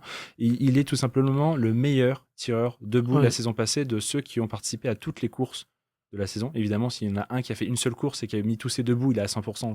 Ça n'a aucune logique. Mm. Mais en tout cas, de ceux des 8 coureurs exactement qui ont participé aux 25 courses individuelles, Coupe du Monde et mondiaux, c'est le meilleur tireur debout. Mm. Et pour le coucher, il était pas loin derrière Laigrid, mais ça se joue à des détails, hein, en fait. De toute manière, c'est sa grande force, hein. On c'est le rien sait du très tout. bien que le tir pour Perrault, c'est sa grande force. À l'inverse d'un Gincla, par exemple, qui peut nous décevoir sur ça. Perrault, il déçoit jamais au tir. Les dernières balles, lui, il les met un peu plus lentement, mais Il est il finit déçu. toujours. C'est vrai. Et Éric Perrault qui va de ce fait aussi participer à ses premiers Jeux Olympiques. Là aussi, Ouais. de ce fait, ce qu'on est encore plus impatient et de se dire il peut créer la sensation, ou on est capable de dire ça peut être ses premiers et c'est 2030 où vraiment il sera. C'est une bonne entrée en matière. Ouais, À c'est 24 une ans, bonne- à ouais, 24 c'est ans, tu sors de très bonnes saisons. Il a un T'es bon- monté il- en il a- puissance. il est au bon moment, il a un bon âge pour déjà Surtout assumer. 24 ans, c'est jeune, hein. Quentin Fillon-Maillet, Ouais. je suis pas sûr que Ouais. que ces gros podiums et ces grosses premières victoires, il les ait fait à cet âge-là. C'est pour ça qu'on Bah, compare autant Éric Perrault à Martin les Fourcade. JO 2018 pardon, de Fillon-Maillet, ils sont pas bons. ils sont passables, hein. C'est quelqu'un dans la masse. C'est pour pas ça qu'on de- compare aussi Éric Perrault beaucoup à Martin Fourcade, parce qu'il y a le même profil dans le sens où ils ont commencé tous les deux à s'imposer approximativement au même âge, et on a eu cette montée de puissance au fil du temps. Mm. C'est pour ça que ça serait aussi intéressant de voir un profil comme Éric Perrault à 24 ans, qui a aussi eu l'objectif de vraiment s'imposer, aller chercher le gros globe, et en plus de ça, connaître ses premiers jeux, ça va être intéressant. Ouais. Exactement. D'autant que, petite parenthèse pour finir sur ce volet équipe de France masculine, Éric Perrault, on parlait de la pré-saison à Gaillot, où il y avait cette place pour la lutte pour la dernière place en équipe de France masculine, mais celui qui a marché, c'est Éric Perrault, Ah ouais, troisième ouais. du sprint et vainqueur de la Mass Start. Ensuite, devant Emilien Devant Jacquelin, ouais. Devant Jacquelin, Donc, comme qui quoi. fait- Oui, Et 20 sur bien 20, sûr, et bien 20 sûr. sur 20 au tir. Il hein. a surtout- Ouais, Ouais, zéro c'est balle ça. ratée. Il Sans a, faute au il tir. a Sans 30, faute, 30 sur 30 même, puisque Ah oui, 10 oui. sur 10 et 20 Ouais. sur Oui, 20 20 sur 20 au tir. sur les deux courses. Il était... voilà, quoi. Puis au sprint, il est derrière les deux Norvégiens qui sont dans un meilleur pic de forme que lui, puisque eux, ils passaient justement à leur sélection nationale, c'était Botten et Frey. Ouais. Et Johan Olav Botten. Botten, ouais. Et Isaac Frey, qui est le vainqueur justement de de l'U l'U-Cup, Cup. et qui était pas sûr d'être en sélection. sélection. Enfin, Et donc, eux, ils avaient un meilleur pic de forme qu'Éric Perrault, Emilia Gincla et tout le gratin français. Et donc, ça montre aussi la montée en puissance d'Éric Perrault qui est déjà là, prêt à s'imposer dans les premières courses de l'année. Et avant ça, même petit clin d'œil au Loop One Festival, c'était la première édition cette année organisée à Munich, mi-octobre. Là, on parle plutôt de ski roulette. Je sais pas comment vous dites. Roller. Du roller. Roller, Ski ouais. roller. Ski roulette. Ski roulette. Ski roulette. C'est un peu moche, ski roulette. Hein. Ouais. Ski roue, à la limite. Ah, ski roue. Et Ouais, c'est ski roue, roller. en plus, Mais hein. en tout cas, comme ça, encore dans des temps un peu plus estivaux, mais toujours dans le cadre de la pré-saison qui rassemblait les meilleurs biathlètes hommes et femmes. Éric Perrault a remporté le super sprint homme avec un petit 17 sur 20 au tir, mais on voyait déjà que physiquement il parlant, était il physiquement, était préparé bien. et il a devancé tout le monde. J'ai l'info, c'est roller ski. Roller ski. Ouais. Eh ben, Roller ski. Oh. Ou ski à roulette. Bon. On avait bon. moi, je préfère. Ski à roulette, c'est plus ou drôle. ski je trouve. roue. On vous Ou laisse, ski roue. on vous laisse envoyer des messages sur le compte du Campus Sport Club. Comment appelez-vous cette période de pré-saison? Ski roue, ski roulette? On va faire un sondage. C'est une discipline, hein, parce que je crois que c'est une C'est discipline. carrément une discipline, Ouais. effectivement. On fera peut-être un hors-série sur les compétitions. de Oula, ski. ouais. Faut être, C'est pas encore mal assez de médiatisé. Hein. Pas assez médiatisé. Petit passage quand même par l'équipe de France féminine avant d'aborder quand même le reste de la grille de cette saison de Coupe du Monde de 2025-2026. Il n'y a pas que les Français, mais quand même, on se concentre beaucoup sur nos Françaises. Donc, pour ce premier week-end, rappel, il y aura Justine Brezas-Boucher, Lou Jean Monod, Océane Michelon, Jeanne Richard. Julia Simon, privée du premier week-end, du coup, est remplacée. Et les 3 qui ont gagné leur place via les sélections de Bessan en Savoie sont Amandine Mangin, Camille Bened et Gilles Guigona. Là-dessus, pour ce qui est des 3 sélectionnés, on sait toujours que, voilà, il y a, selon ce qu'on a dit un peu tout à l'heure, sur soit très jeune, soit très novice, soit du mal à confirmer et à s'installer. Pour ce qui est des 4 premières citées, Justine Brezas-Boucher, Lou Jean Monod, Océane Michelon et Jeanne Richard. Là-dessus aussi, est-ce que vous avez, par rapport à cette saison, par rapport au JO, une attente particulière? Est-ce que vous visez un profil? Est-ce que vous imaginez bien sûr, quelque chose? Je pense qu'on est tous d'accord autour Après de la la table. désillusion de Lou Jean Monod l'année dernière, désillusion dans le sens avec cette Ouais, chute. cette chute, ouais. Cette On chute se qui souvient. lui a coûté le gros globe. Rappel des faits, évidemment. Avec France. Dernier week-end de compétition à Oslo, Dernier avec les jour. dernières courses, sprint poursuite, mass start, Lou Jean Monod est à la lutte plus que jamais avec Franziska Preuss, même qu'elles ont juste avant, je pense, alterné. qu'elles alternent dans le week-end. Elles sont sur la logique de voilà, tu fais l'effort, je te suis derrière, etc. pour compense, distancer etc. le groupe. Et Lou Jean Monod qui était en train de jouer tout simplement la victoire du Gros Globe, la Coupe du Monde, le classement général de la Coupe du Monde, 2 ans après Julia Simon. Et on a ce dénouement, cette ultime course qui peut sacrer l'une ou l'autre, la mass start, donc le dernier jour, et dans cet avant-dernier virage. Pas loin en tout cas, Ouais, c'est ça. on est vraiment à 400 mètres de la ligne, Ouais. où Lou Jean Monod qui Se fait a prendre. un contact dans le virage en question avec Preuss. Franziska Preuss. Ouais. Évidemment, sinon c'est pas drôle. Et qui, ça fait mal. alors que l'Allemande reste debout, la Française chute et Preuss qui s'en va l'emporter devant elle et qui assure de se faire le Gros Globe de cristal, Lou Jean Monod qui fera 3e de la course, mais 2e du général, 2e 2 années de suite surtout, puisque déjà l'année passée, on était un peu moins triste, mais ça s'était joué à pas grand-chose avec Lisa Vitozzi, c'est l'italienne. Donc vous, cette année, c'est bon, cette fois on en a marre de voir la 2e place s'afficher. Oui, voilà. Lou Jean Monod, c'est la numéro 1. Ouais. Oui, bah, je pense que c'est le tour de la table qu'on attend le plus quand tu demandes de citer un nom.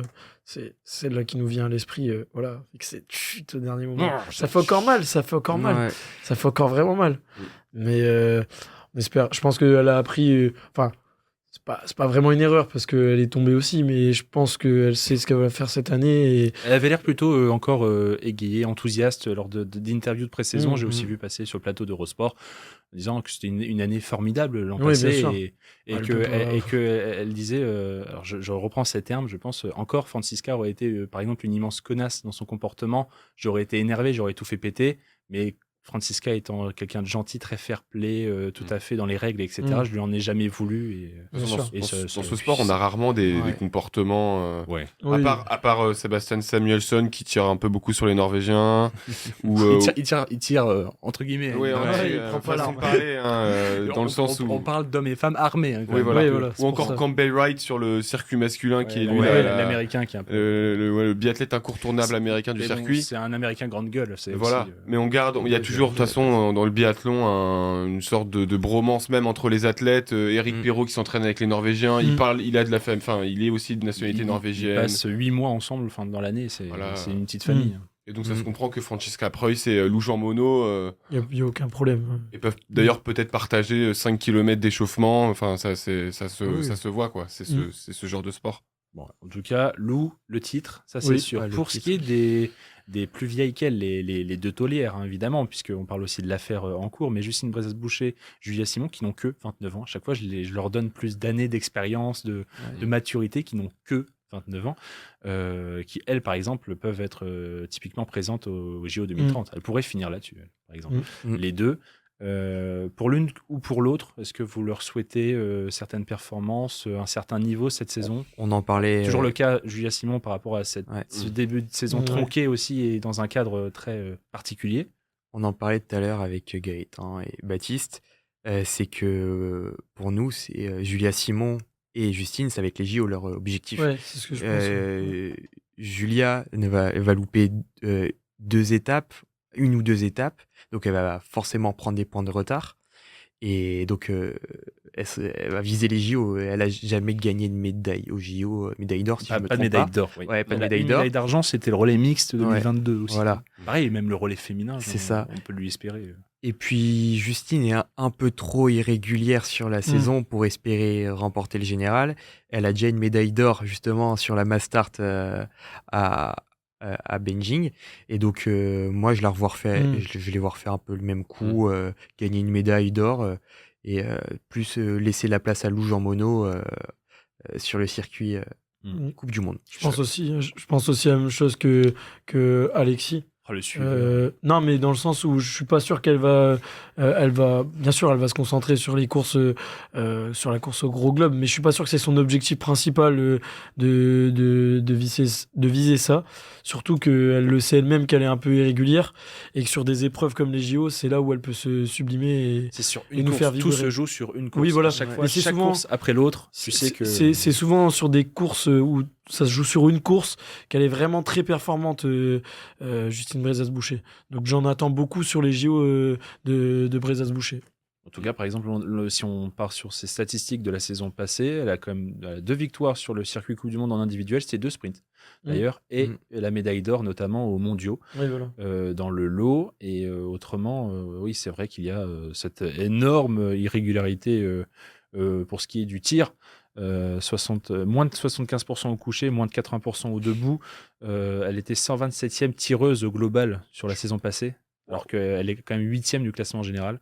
C'est dire déjà C'est le Le gouffre, temps de- mais c'est aussi dire que elle a des compétences de ski et de glisse quasiment incomparables. Et les seuls qui concurrencent Justine Brezas-Boucher, bah justement, c'est Lou Jean Monod.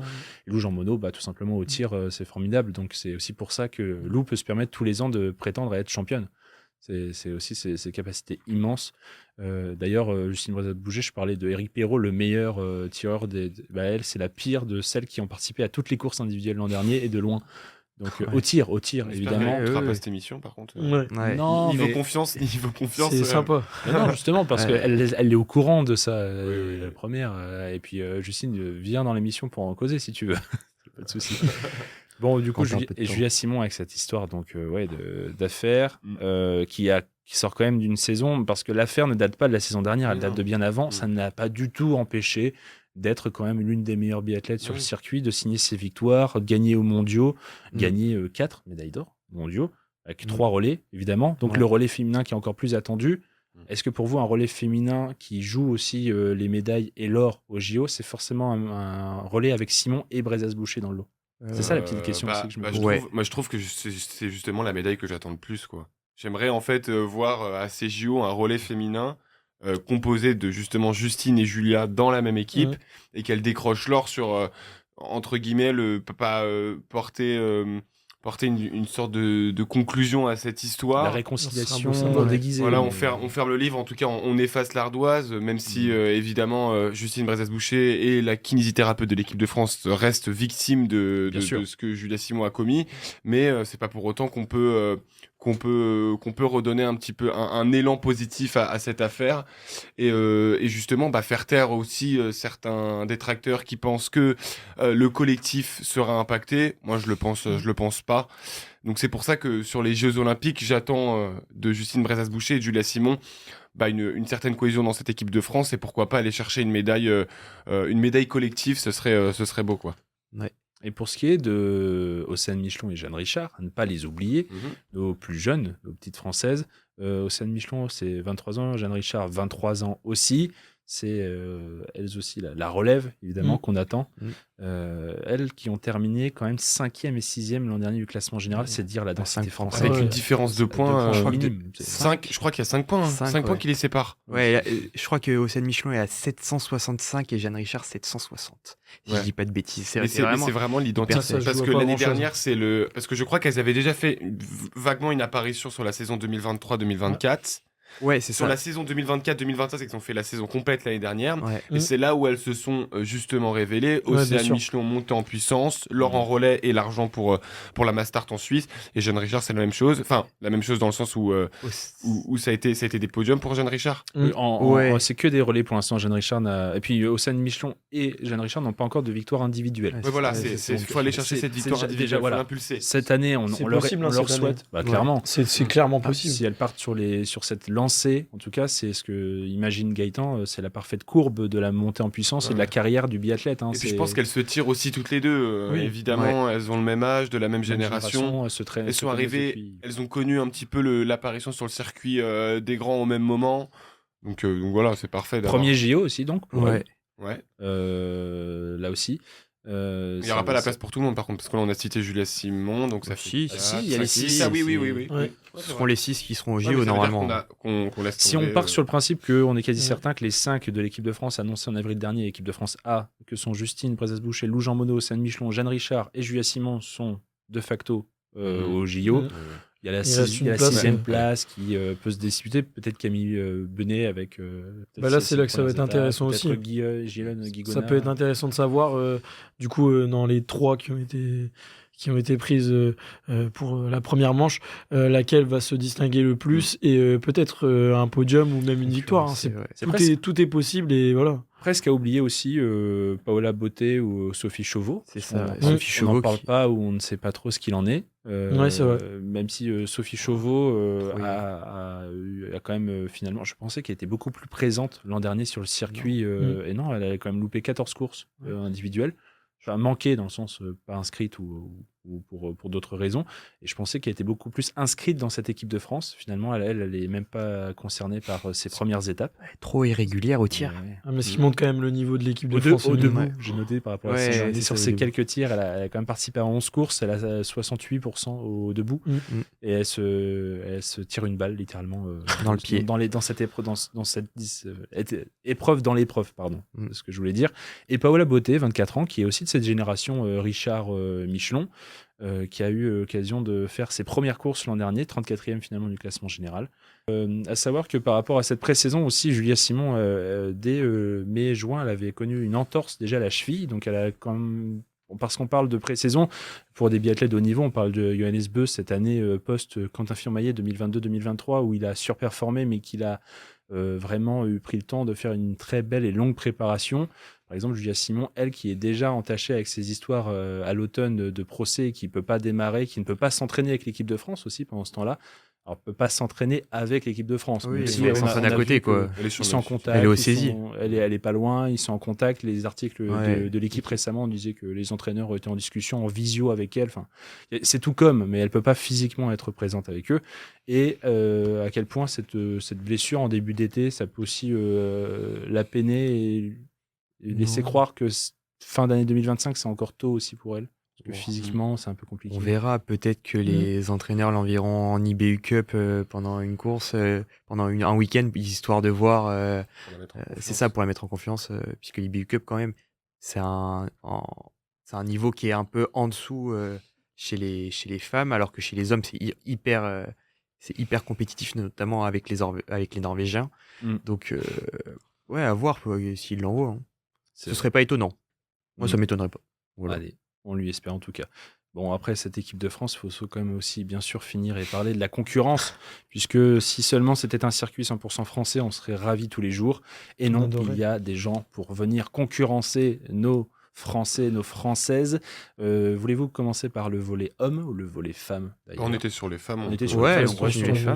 bien sûr. Restons avec mesdames, puisque donc l'an dernier, cette Coupe du Monde de biathlon a été remportée par l'Allemande Franziska Preuss, pour pas grand-chose, pour toujours cette chute, cette foutue chute. Ça se trouve, elle aurait quand même gagné sans la chute, mais Oui, on ne peut-être. le saura jamais. Mais On Lou le a un saura meilleur sprint. Je crois qu'il avait déjà, il y avait déjà eu des sprints entre ouais, les deux. elle Elle est avait meilleure gagné. sur les des skis, meilleures, ouais, des donc, meilleures compétences de finish. Donc, cette Allemande, là, Franziska Preuss, est-ce que pour vous, elle a encore les cannes de jouer cette année? Je vois surtout, après une saison blanche, quasiment blanche, que l'Italienne précédemment championne du monde, Lisa Vitozzi, Vitozzi, a ouais. très bien démarré sa pré-saison et a fait forte impression. Est-ce que vous aussi, vous la voyez dans cette course au titre avec Lou Jean Monod, où là on parle quand même d'une saison de plus de 20 courses. Est-ce que sur Preuss le temps long, ou Vitozzi? Pour moi, qu'importe. Ah, qu'importe. pour Ok. moi, les Lou Jean Monod, Lisa Vitozzi et Francisca Preuss, c'est possiblement ce qui pourrait s'apparenter, selon moi, au podium Ouais. et à ce top 3. Alors, tout dépend l'ordre. Mais en tout cas, de ce que j'ai pu voir sur la pré-saison de Francisca Preuss, on parlera pas de sa saison passée, voilà, première classement général. Elle a été en tout cas épatante, l'Allemande, sur la pré-saison, où je crois qu'elle a réalisé notamment un doublé sprint individuel. Donc en forme sur les skis et dans le rythme, même si sa préparation a été ralentie en automne, je crois, par une blessure à la main. Mais donc voilà, elle est bien dans le rythme. Elle saisit les enjeux de cette nouvelle saison. Tout comme Lisa Vitozzi, qui va aborder également cette saison avec les Crocs, donc gagnante, tu l'as dit, de la Coupe du Monde 2024. Donc cette saison 2023-2024.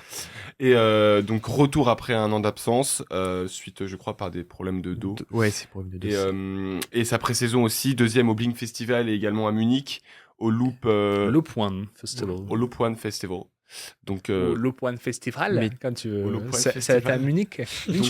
donc voilà aussi Lisa Vitozzi qui va revenir sur le circuit avec le couteau entre les dents, prête à revenir en grande pompe, et ça va être intéressant aussi de la revoir sur le circuit, parce que depuis un an les choses ont un petit peu changé. Lou Jean Monod a pu monter en puissance, et donc je pense que c'est entre ces trois biathlètes que la saison va jouer, sans pour autant prévoir de potentielles blessures, hein, si vraiment les trois sont en forme. Je le vois comme ça, même si évidemment on pense à des Dorothea Virer qui Trop vieille, Dorothea. qui abordent leur dernière saison aussi de leur carrière. Donc il y a aussi ce et côté. qui ont peut-être plus une tête aux Jeux Olympiques. Oui, c'est clairement. voilà, c'est C'est ça à aussi. domicile. Aussi, ouais. C'est qu'on fait aussi ce parallèle avec Justine Brezas-Boucher en équipe de France, où on a un âge où aussi on serait peut-être focalisé par l'objectif d'une vie, même si la Coupe du Monde c'est important. La Coupe du Monde, il la dispute depuis tous les ans, depuis 5 à 6 années. Les Jeux Olympiques, c'est tous les 4 ans, donc peut-être qu'elle aura en effet plus la tête à la parenthèse olympique, et aussi les sœurs Heuberg, mais je suis moins. Moi justement, je vois beaucoup plus les sœurs Heuberg que Vitozzi et Preuss. Preuss, je pense qu'elle va faire top 5 de l'IBU Cup. C'est un call Ah là, qui l'annonce. Il ah là, je l'annonce. On Elle fait top 5. on souffle, Top on 5. fait les marioles. Ouais, moi, top je 5. rappelle, Est-ce que t'as dit de l'IBU Cup? Non, de l'IBU, de la Ouais, Coupe du Monde. J'ai dit la d'accord. Coupe du Monde. Parce qu'après, qui redescendait de. Ah, non, mais oui, non, elle va faire top 5 de la Oui. Coupe du Monde. stratégie Ok. payante. Et par contre, Vitozzi, moi, je pense elle fera pas dans le top 5. Voilà, je l'annonce. Pour moi, ce sera Elvira. C'est un avis. Elvira qui va faire une grande saison. Mm. Les sœurs Heuberg ont l'air en forme aussi sur leur préparation sur les skis en Suède lors des courses de sélection. Vitozzi, elle a fait 2 fois 4e avec un temps assez conséquent sur les skis, et je la vois pas réaliser. Ça va être une saison de reprise, donc ça fait quand même plus d'un an qu'elle a pas skié, et je la vois pas au niveau du moins pour le début, et histoire d'être régulière sur toute la saison. Alors peut-être que cette préparation nous. C'est ce que j'ai pu Nous voir en donne tout cas de cette beaucoup préparation, d'espoir. c'est qu'elle m'a pas l'air en tout cas complètement. Elle est bien revenue. Ouais, voilà, Oui, c'est ça. elle est revenue, mais après, tu as les différences entre le ski roulé. T'as la et sensation, le ski aussi roulé. du circuit. Je suis totalement d'accord. Mm, Il y a bien sûr. beaucoup de zones d'ombre, Ouais. mais À savoir aussi que, par exemple, pour les Jeux Olympiques, c'est vrai qu'on n'en parle peut-être pas assez par rapport au site d'Antolz qui est en altitude, qui Ouais, demande aussi 1600. une préparation des conditions optimales. Les équipes de France, déjà l'an passé, se préparaient aussi à ce niveau-là. Elle est peut-être aussi consciente, par exemple, que il y a des conditions. Enfin, il faut une condition physique assez irréprochable, et que c'est pas forcément le meilleur endroit, la meilleure piste pour performer là-dessus. Question aussi, peut-être pas finalement, d'Ingrid Tendrevold, qui est toujours l'un des noms qui revient dans la discussion chaque début de saison. On parlait d'Ingrid Tendrevold, tu parlais de Dorothea Vier aussi. J'ai juste eu l'occasion de voir qu'elle s'était confrontée à Jello, justement, lors de la Masters féminine, où elles ont terminé sur chacune, première pour Tendrevold, troisième de la Masters pour Virer. Ouais. Est-ce que là aussi, c'est comme Virer, justement, c'est des profils un peu plus âgés qui vont. capable de coups d'éclat, même sur la saison, quoi. Pas Ouais. que sur les Jeux Olympiques, Ouais. mais capable de coups d'éclat, d'aller chercher une petite médaille. Mais qui n'ont pas la tête à jouer, à être compétitifs sur 25 sûr. courses. Sur plus long terme, ouais, je suis pas sûr. Franchement, Ouais, je suis pareil. pas convaincu. Tendrevolt, puisqu'en fait, elle est pas assez. Elle Elle, est pas- elle se laisse assez prendre par ses émotions, surtout sur les tirs importants. Et donc, c'est debout, quand elle y est pas, elle peut facilement mettre 2-3 dehors. Et ce qui l'a fait sortir de la course, et donc de la course à la médaille. Donc, ouais, Tendrevolt, ça va être Non, ouais, ça va être compliqué. Moi, Et je vous vois voyez beaucoup. une petite surprise sinon dans le reste du panel? Magnussen, Anna Magnussen, Bah, une Lena Ekigros ou la Suisse. je sais ça. Bah, en fait, je vais Vous voyez revenir quelqu'un sur. d'autre? Moi, je reviens sur les françaises. Comment elle s'appelle aussi, la petite Slovène? J'ai oublié. Anna-Maria Lampic. Ouais, c'est ça Lampic. que je cherchais. Ah, mais moi par aussi, exemple. pour moi, Ah bah. c'est celle-là. Ce sera ma surprise, quand elle aura cette régularité au tir, et je l'espère, même il faut qu'elle s'améliore de quoi, de 5-10% de balles en plus dans les cibles. Parce que Elle sera puis, elle sera une Je concurrente. disais Elle a- comme si c'était Oui, non, mais oui. 10%, ouais. Non, mais C'est puisqu'en fait, énorme. elle vient du ski de fond. Donc là, Ah, oui. elle a déjà fait 2 saisons. L'année dernière, elle a fait son premier podium sur un sprint. Mm. Et si elle est plus régulière sur Ah non, sur le tir, c'est une outsider, je suis d'accord. ça peut être une très grosse surprise cette saison. Ah, c'est bien. Voilà. Je n'arrive même pas à lui donner un âge d'ailleurs. J'ai pas vérifié son âge, mais elle est dans cette génération Jeanne Richard au Stade Michelin, non? Elle a pas 23 ou 24 ans? Ouais, Titre 23. Lampic. Bah, justement, en parlant de San Michelin, moi, c'est entre guillemets, on reparle des françaises rapidement, mais Oui. c'est entre guillemets, moi, je dirais pas que ce serait une surprise, mais je la vois bien en embuscade du top 3, quoi. Je la vois grappiller encore beaucoup de place cette année, et pourquoi pas aller titiller ce top 4, le top 3, on sait jamais. J'ai aussi l'impression dans ses interventions, quand on la voit aussi s'adresser à nous, aux journalistes, cette confiance en elle et puis cette sérénité, cette maturité qu'on peut demander à une jeune biathlète sur le circuit Coupe du Monde, comme tu dis. J'ai l'impression que c'est vrai que, là j'ai fait exprès de dire qu'on parle de la concurrence, mais s'il n'y a pas véritablement de concurrence et que la concurrence elle est au sein de l'équipe de France féminine, on a quand même une chance inouïe. Oui, c'est un choix de riche, comme tu l'as dit. C'est au un problème tout de départ. riche. Tu demandais Anna-Maria Lampic, quel âge elle avait? 30 ans. Ah non, Ouais. ok. Je pense que c'est. Ouais. Même génération que San Ouais. Michelin. Même Elle lui chose. met 7 ans, C'est quoi. ça. Elle est plus vieille que Julia Simon. Ouais. Ouais, c'est pour Ouais. ça quand tu dis il faut qu'elle trouve une régularité au tir, en fait c'est pas un peu tard. Bah, faut y aller, quoi. Enfin, faut la régularité, faut Maintenant. allez, quoi. C'est un peu plus tôt que prévu en fait. Ta sélection elle lui met un petit coup de pression. Bah, en fait c'est demain. En fait, il faut que tu pouvais gagner 10% au coucher demain, ça m'arrangerait franchement. Ah, mais clairement. Ça m'irait. Et du coup, finissons par le volet masculin pour ce qui est de ces messieurs, avec donc Éric Perrault côté français. Est-ce que Sturla Leigrid est Oui. vraiment celui qui va aussi jouer le titre cette année? Oui. Oui, il va les Il était jouer. quand même dans l'ombre de Johannes Beu pendant quelques temps. Mais est-ce que sans le Qui était cadre aussi Johannes Beu, victime de certaines Tu irrégularités? penses qu'il va avoir Bah, trop de pression non, mais et en ça fait, couler un ce petit peu truc-là, c'est que d'un côté, comme dit Adrien, c'est qu'il y a on n'est plus. Parce qu'il y a Johannes Beu, mais il y a aussi Tara Yebeu, qui Ouais, était, là, je pense, aussi important dans le collectif. Mm. Même si l'année dernière, il était à 2 doigts de redescendre en IBU Cup. Au début, ouais. Au début, en début de saison. Mais le départ de Johannes va changer beaucoup de choses dans l'effectif norvégien. Et évidemment, celui qui va un petit peu prendre le flambeau et cette position de leader et de meneur de troupe, ce sera Lagrette, forcément. À voir. Christiansen aussi, qui sera un peu là en tant que grand frère au début. Christiansen, Vetle Christiansen. Ouais. Mhm. Et donc à voir s'il le prend comme un véritable cadeau ou est-ce qu'il est capable d'assumer en fait ce statut-là, sachant qu'en plus même l'année dernière il y a eu une période un petit peu en deçà entre décembre et janvier sur des petites blessures etc. qui l'ont fait manquer aussi quelques points, ce qui explique sa non-présence aussi sur cette partie de saison. Donc c'est à voir. Et même cet effectif norvégien, parce que là on parle de Lagrette, mais aussi Endre Strømsheim, qui peut être aussi intéressant. Et le petit point noir aussi pour les Norvégiens, c'est Vebjørn Sorum, Oui. qui lui par contre est en grande difficulté sur cette pré-saison, des douleurs, je crois. Enfin, en fait, il n'y a pas Il sait réellement pas ce de qui lui arrive. diagnostic. C'est ça le grand problème, c'est qu'il sent pas. En fait, il parle de circulation sanguine. Et de fait de se sentir mal vraiment ça. au ski Ça, c'est chiant. et de pas retrouver cette sensation-là, la sensation qui lui est familière et qui lui permet de performer. Donc ça, c'est un peu un côté un peu embêtant pour lui parce que on arrive sur la première étape de Storsund et ne pas sentir son ski, Je pense qu'il va ça pue un petit peu Il va pour lui. très vite Et être remplacé. de là peut-être à être trop tôt aussi pour annoncer si Johan Olaf Botten ou Isaac Frey, comme t'en parlais, qui sortent des qualifications norvégiennes, s'ils ont un coup à jouer. Isaac Frey, je crois l'année dernière, il était venu une étape avant ou deux, je crois qu'il avait fait un podium, si je dis pas de bêtises. Et donc lui, pour moi, il va rester, il va s'installer. Button est un peu plus irrégulier sur le tir. Après, il a un super temps de ski. Moi, celui que j'aimerais bien revoir, c'est Bakken. Silver Bakken qui avait gagné la Mastart d'Oslo en 2022, qui avait eu des gros problèmes de santé, qui est bien revenu l'année dernière sur le circuit DBU Cup et qui a quelque chose à jouer cette année. Donc peut-être à la place de Swerum ou de Stromsheim, que moi je trouve trop lent sur les skis, mais qui est un super tireur. Et pourquoi pas. Je pense qu'il va y avoir beaucoup d'alternance cet hiver, avec quand même Sturla, Uldal et Frey qui vont rester toute la saison.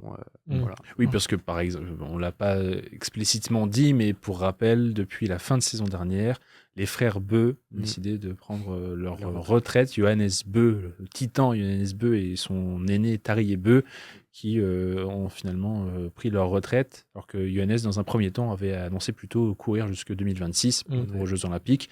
Et avec les décisions prises en famille aux fêtes de fin d'année, annoncées début 2025, finalement, cette saison sera ma dernière. Et il est parti à Oslo avec le grand frère, la légende des Beux, qui donc finit donc la relève qui peut aussi s'installer, ou en tout cas la confirmation de certains tauliers comme Christiansen ou Leigrid. Tu parlais de Giacomel. Du coup, quels sont tes arguments pour dire que Tommaso Giacomel peut être aussi un sacré concurrent? Il a mal commencé la saison dernière, mais après, à partir de Ruhpolding, Mastart, il est quasiment là à toutes les cérémonies des fleurs. Hyper régulier. Je sais pas s'il a fait des médailles individuelles, je crois, pendant les championnats du monde. Je suis pas sûr. Je suis pas sûr aussi. Attends, je vais regarder. Mais il est bon sur les skis, il est rapide, il est bon sur le tir quand il est dans un bon jour. Il est très très fort. Il faut juste qu'il ait un peu plus cette régularité qu'a eu Eric Pirot tout au long de la saison dernière. Mais pour moi, il fait partie vraiment il va faire partie du top 5 cette saison, voire du top 3. Voilà. D'accord, ok. Pour ce qui est de ce petit Italien, est-ce que vous avez quelqu'un d'autre aussi qui vous venait à l'esprit? Est-ce que vraiment les Suédois sont dans la discussion? Tu parlais de Sebastian Samuelsson, qui a été une promesse il y a quelques années, qui commence à devenir quand même quelqu'un qui aussi manque cruellement de régularité. C'est un peu l'Emilien Jacquelin, nos amis. Bon, après, Emilien a plus prouvé que Sebastian Samuelsson. Non, je parle dans la régularité, dans le tempérament. Là, on n'est pas souvent, on est juste très factuel. Dans les faits, c'est le cas. Sebastian Samuelsson, voilà, il fait partie de ces électrons libres, entre guillemets. Je vais parler aussi peut-être de Campbell Wright, mais il n'y a pas du tout la même comparaison, dans le sens où Campbell Wright est aussi bien plus jeune et que c'est un petit peu la figure montante de ce circuit-là, où en plus d'ailleurs à l'origine, un très bon parcours en junior avec la nationalité australienne. Néo-zélandaise. Comment? Néo-zélandaise. Et aux néo-zélandaises. Et puis là, il intègre cette équipe américaine avec très belle ambition. Il me semble qu'il a fait champion du monde du sprint et de la poursuite en Suisse, je crois en début d'année. En 2025. Il fait deuxième. Il fait deuxième? Il fait deuxième, c'est Johannes qui gagne les deux. En Suisse? En Suisse, à Lenzerheide 2, il est deuxième. Mais donc aussi des chances aussi de médaille de son côté. Du Suédois aussi. Et puis voilà. Ouais. Du coup, j'ai trouvé Giacomel, il avait fait deuxième sur l'individuel. Au mondiaux, ouais. Fillon Maillet avait fait troisième. Et justement, quand on parlait de l'individuel, il pouvait y avoir des surprises. Le quatrième était Oli Idensalo, qui avait fait un 20 sur 20. Ouais. Oui. Et qui, justement, c'est pour ça que moi j'aime bien l'individuel aussi, c'est qu'il peut y avoir des surprises. Voilà, pour cette petite aparté. C'est très bien. Donc voilà, pour ce qui est de la concurrence masculine, parce qu'on a fait le tour. Pareil, on peut aussi évoquer l'Allemand Philippe Navrat ou l'autre Suédois Martin Ponsiluoma, qui sont des coureurs qui peuvent bien figurer. De là à venir titiller, concurrencer pour le titre ou pour des médailles olympiques, on a un peu plus de mal à y voir là-dedans. Moi j'avais noté aussi, c'est pas là, mais c'est pareil, je sais pas si vraiment ça sera une surprise. C'est le moment de dire des bêtises, Baptiste. Ah, mais là, voilà. Une bêtise. Allez, dis-le. Non, j'ai dit Théro, c'est pas là. Ah, c'est pas là. Oh. Ouais. Jacques Jeffries. ça réagit pas beaucoup à ce que je viens de dire là. Je ne sais pas quoi en penser. C'est pas là, c'était il y a 3-4 saisons qu'il avait fait une bonne Coupe du Monde, mais depuis, il a plus fait grand chose à part. Et depuis, c'est plus vraiment là. Hein. C'est pas là. Hein. Non, c'est pas là. C'était trop facile ça. J'ai pas la ref. Gaëtan, c'est un rire, mais pas du tout. C'est C'est gêné, hein. la réponse un peu générique. Mais non, sinon, autre tête à présenter, pas nécessairement. Moi, j'avais noté juste un petit astérique, Jacques Jeffries, qui a changé de nationalité. Qui ? Jeffries, Ah, je connais pas. qui a changé de nationalité, donc nationalité française, qui était dans le groupe français et qui a décidé cette année d'obtenir, qui a eu le passeport britannique du fait de pas avoir forcément assez d'opportunités pour intégrer le groupe France, et donc cette année qui va courir, donc qui va commencer en IBU Cup pour ce début de saison là, qui intégrera ensuite en toute logique le circuit des grands avec la Grande-Bretagne, et donc une figure à suivre parce que il est sous couleur britannique, mais ça reste un Français qui va se batailler pour avoir ses petits points dans le classement général, et également peut-être pour avoir son ticket pour les Jeux Olympiques. Je connaissais pas. Ouais, Jacques pas Jeffries, du tout. ouais. Quel âge ? Jacques Jeffries, je pourrais pas dire, j'ai envie de pas trop prendre de risques et de dire 25 ans. Oui, comme Lampitch. On peut quand même vérifier, mais je pense que je suis. On va plus je pense faire que la je suis même pas erreur mauvais. du coup. Ah non, mais là, j'ai totalement visé les yeux fermés. Là, j'ai dit 24 tout à l'heure. Jacques Jeffries. T'en veux pas. À 23 ans, Ah 2 ouais, juin il est jeune encore, 2025. Ouais, Il est voilà, encore donc jeune, il est, 23. Ça correspond au fait que il était dans le groupe France, et c'est du fait qu'il ait eu du mal, je pense, à s'imposer aussi qu'il a choisi le Royaume-Uni. Ok. Très bien. Messieurs, on arrive déjà à la fin Ouais. de cet enregistrement, de cette présentation de saison de Coupe du Monde de biathlon, Coupe du Monde plus, évidemment, cette parenthèse JO, mais le CSC reviendra plus tard sur les Jeux Olympiques. Il est temps de faire un dernier tour de table avec les petits pronos. Quels sont pour vous, chacun, à tour de rôle, le champion et la championne à venir de cette saison de Coupe du Monde, Gaëtan? Pour les hommes, Éric Perrault. Pour les femmes, en fait, je vais dire Franziska Preuss parce que je très bien que les garçons vont dire Lou Jean Monod. Donc, Tu tentes ouais, quelque allez, chose. Franziska Preuss, même si. Tu n'y penses pas vraiment. Non, j'y pense pas vraiment, mais Bah je sais, alors, je c'est sais très nul. bien que ça va ressembler à un top 3 presque 100% français, quoi. C'est pour ça, mais Ok. en vrai, théoriquement, Lou Jean Monod, mais Franziska Preuss, je la vois bien aussi. D'autres paris viennent juste après. Tu pourras t'amuser un peu plus. Baptiste. Moi, je vais être chauvin. Tu me connais, je vais être chauvin. Je vais dire Eric Perrault chez les hommes et Jean Monod chez les femmes. Allez, quelle surprise. C'est une grosse surprise. Et regarde, Ouais, mais moi, Je sens le Tommaso Giacomel Ouais. arriver. Non, chez les hommes, pour moi, ce serait, ça va jouer justement entre Éric Perrault, Giacomel et Laegred. Allez, on va partir sur Éric Perrault en étant chauvin. Ouh, on a eu peur. Et chez les femmes, Jean Monod, j'ai envie de le dire, mais je vais prendre un petit risque aussi. Elvira Berg, voilà. Ah, il y croit. Il est joueur. Il y Voilà. croit en Il est son joueur. navire, hein. Ouais, Si ça j'y crois, arrive, Elvira. ça serait un pari très sur gros. un Patière, pari du très coup, gros aussi. même aussi côté femme, tu auras sur Patière quand même de grosses concurrentes. Lou Jean Monod, Lisa Vitozzi, Lucie Roberg. À votre avis, ça va Franziska Preuss. être plus excitant le classement, enfin oui.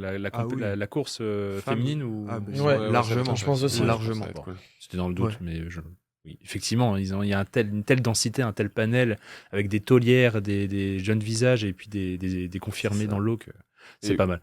Et toi, Adrien? Wow, il y a besoin de le dire ou... Ah, mais Ouais, vas-y, je pense que dis-le tu nous, peux le dire. dis-le nous. Ça sera Emilien Jacquelin. Ah non, mais Non, Ouais. Pourquoi pas Espérons. Sincèrement, Eric, je lui souhaite. J'en suis pas certain au fond de moi, mais je lui souhaite. Je souhaite Ouais. Eric Perrault, mais j'en suis pas certain. Et qu'il y a un monde où.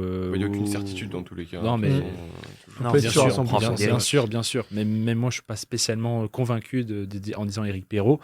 Et chez les femmes, ouais, parce que trois années de suite, donc Lou Jean Monod aussi. Mais Allez. pour ça, pour vous, la surprise, la belle surprise, que ce soit au classement général ou même lors des JO, une médaille d'or inattendue, une surprise, un profil, homme ou femme, qui peut faire une belle surprise cette année. Et des fois, la surprise, ça peut être de quelqu'un pour vous confirmé, mais qui arrive quand même à aller briguer une médaille d'or. Bah moi je reste sur l'américain Campbell Wright. Ok, Voilà.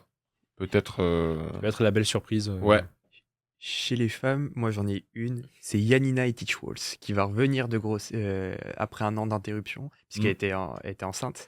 Ouais. Et elle avait quand elle est en 2023-2024, C'est-à-dire que toi, elle avait fait tu crois en cette biathlète qui revient de grossesse, donc après un an de coupure, Elisa Vitozzi, Ouais, le- c'est Mais clair. elle est C'est un moins peu âgée. contradictoire, Non, mais ça. elle est moins âgée aussi. Vitozzi pardon. est un peu plus vieille.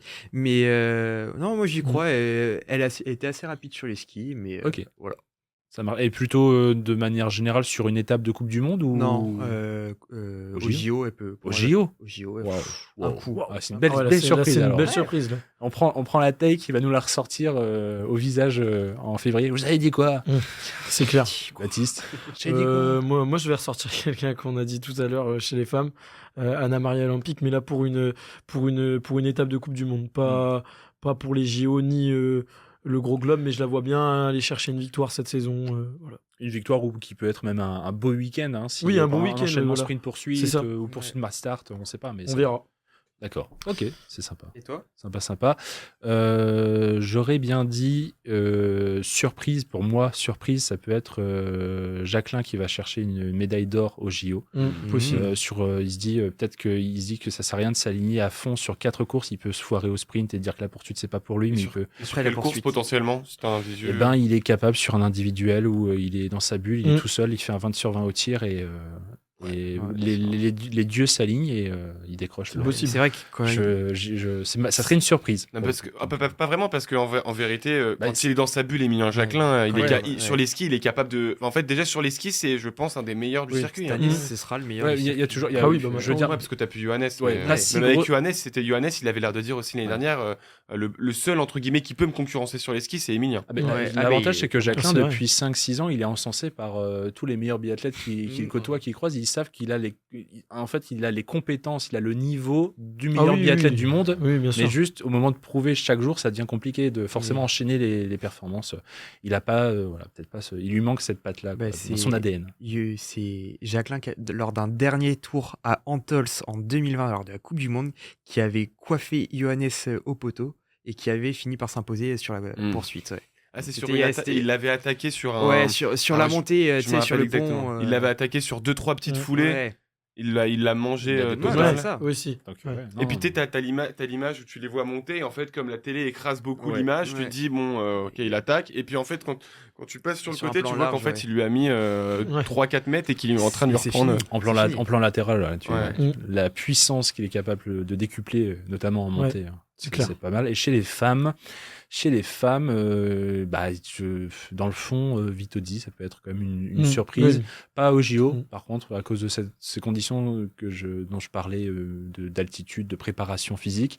Mais Vitozzi qui va chercher, là très vite en début de saison sur le premier trimestre, qui signe une victoire et qui nous laisse penser que aussi elle est dans la course au titre. Ça me surprendrait, mais pas tant que ça, mais ça serait une belle surprise. Voilà pour ça. Voilà messieurs, écoutez, Ouais, super. Merci. il est temps d'en finir hein, quand même. Ouais, Ouais. 1h36 là, Et 44 secondes. 45. Alors, j'ai quand Ouais, même- je couperai ça, mais je vais quand même mettre la petite outro. J'ai une outro. C'est celle de l'émission, il n'y a rien de sorcier. Bon voilà messieurs, il est temps d'en finir. Pour de bon, cette fois. Merci déjà à vous de vous être rendu disponible, d'avoir parlé avec la passion, avec le cœur de nos Français, Françaises et de cette saison qui arrive de biathlon. Du coup, Alexis va passer de sacrés week-ends et il va Ouais. peut-être même louper les cours, hein, carrément. Ouais, Il je, va- vais, je vais louper les cours, hein, c'est sûr. La Je vais Parce louper les qu'elles sont concours menacées, aussi. là. Son année est menacée, je peux vous le dire. Ah bah là, ouais. à partir de maintenant. Il va annoncer à l'administration à partir de fin mars, je suis de retour dans les blocs. je serai vraiment ce focus. sera un En peu plus, trop tard. C'est un peu C'est trop tard. parfaitement le retour. Le partiel. Ouais, les partiels. Tu auras loupé ton premier trimestre, ton premier Ouais, semestre. J'aurais mais- loupé les concours aussi, mais bon, Ah, bon, alors, c'est comme ça. c'est C'est pas pas grave. grave, c'est pas grave. Tant que L'année tu- prochaine. Tant que tu restes une saison. Comme si tu jouais une Coupe du Monde tous les ans. Moi, c'est pas C'est grave. Je reviendrai. Je reviendrai. Merci, voilà, en tout cas, à vous deux, à vous trois. Ouais. Et nous, on vous souhaite du coup une belle saison Coupe du Monde. Ouais. Puis d'ici là, portez-vous bien. Hein. Ciao. Ciao. Allez, Ciao. salut. Bye tout le monde.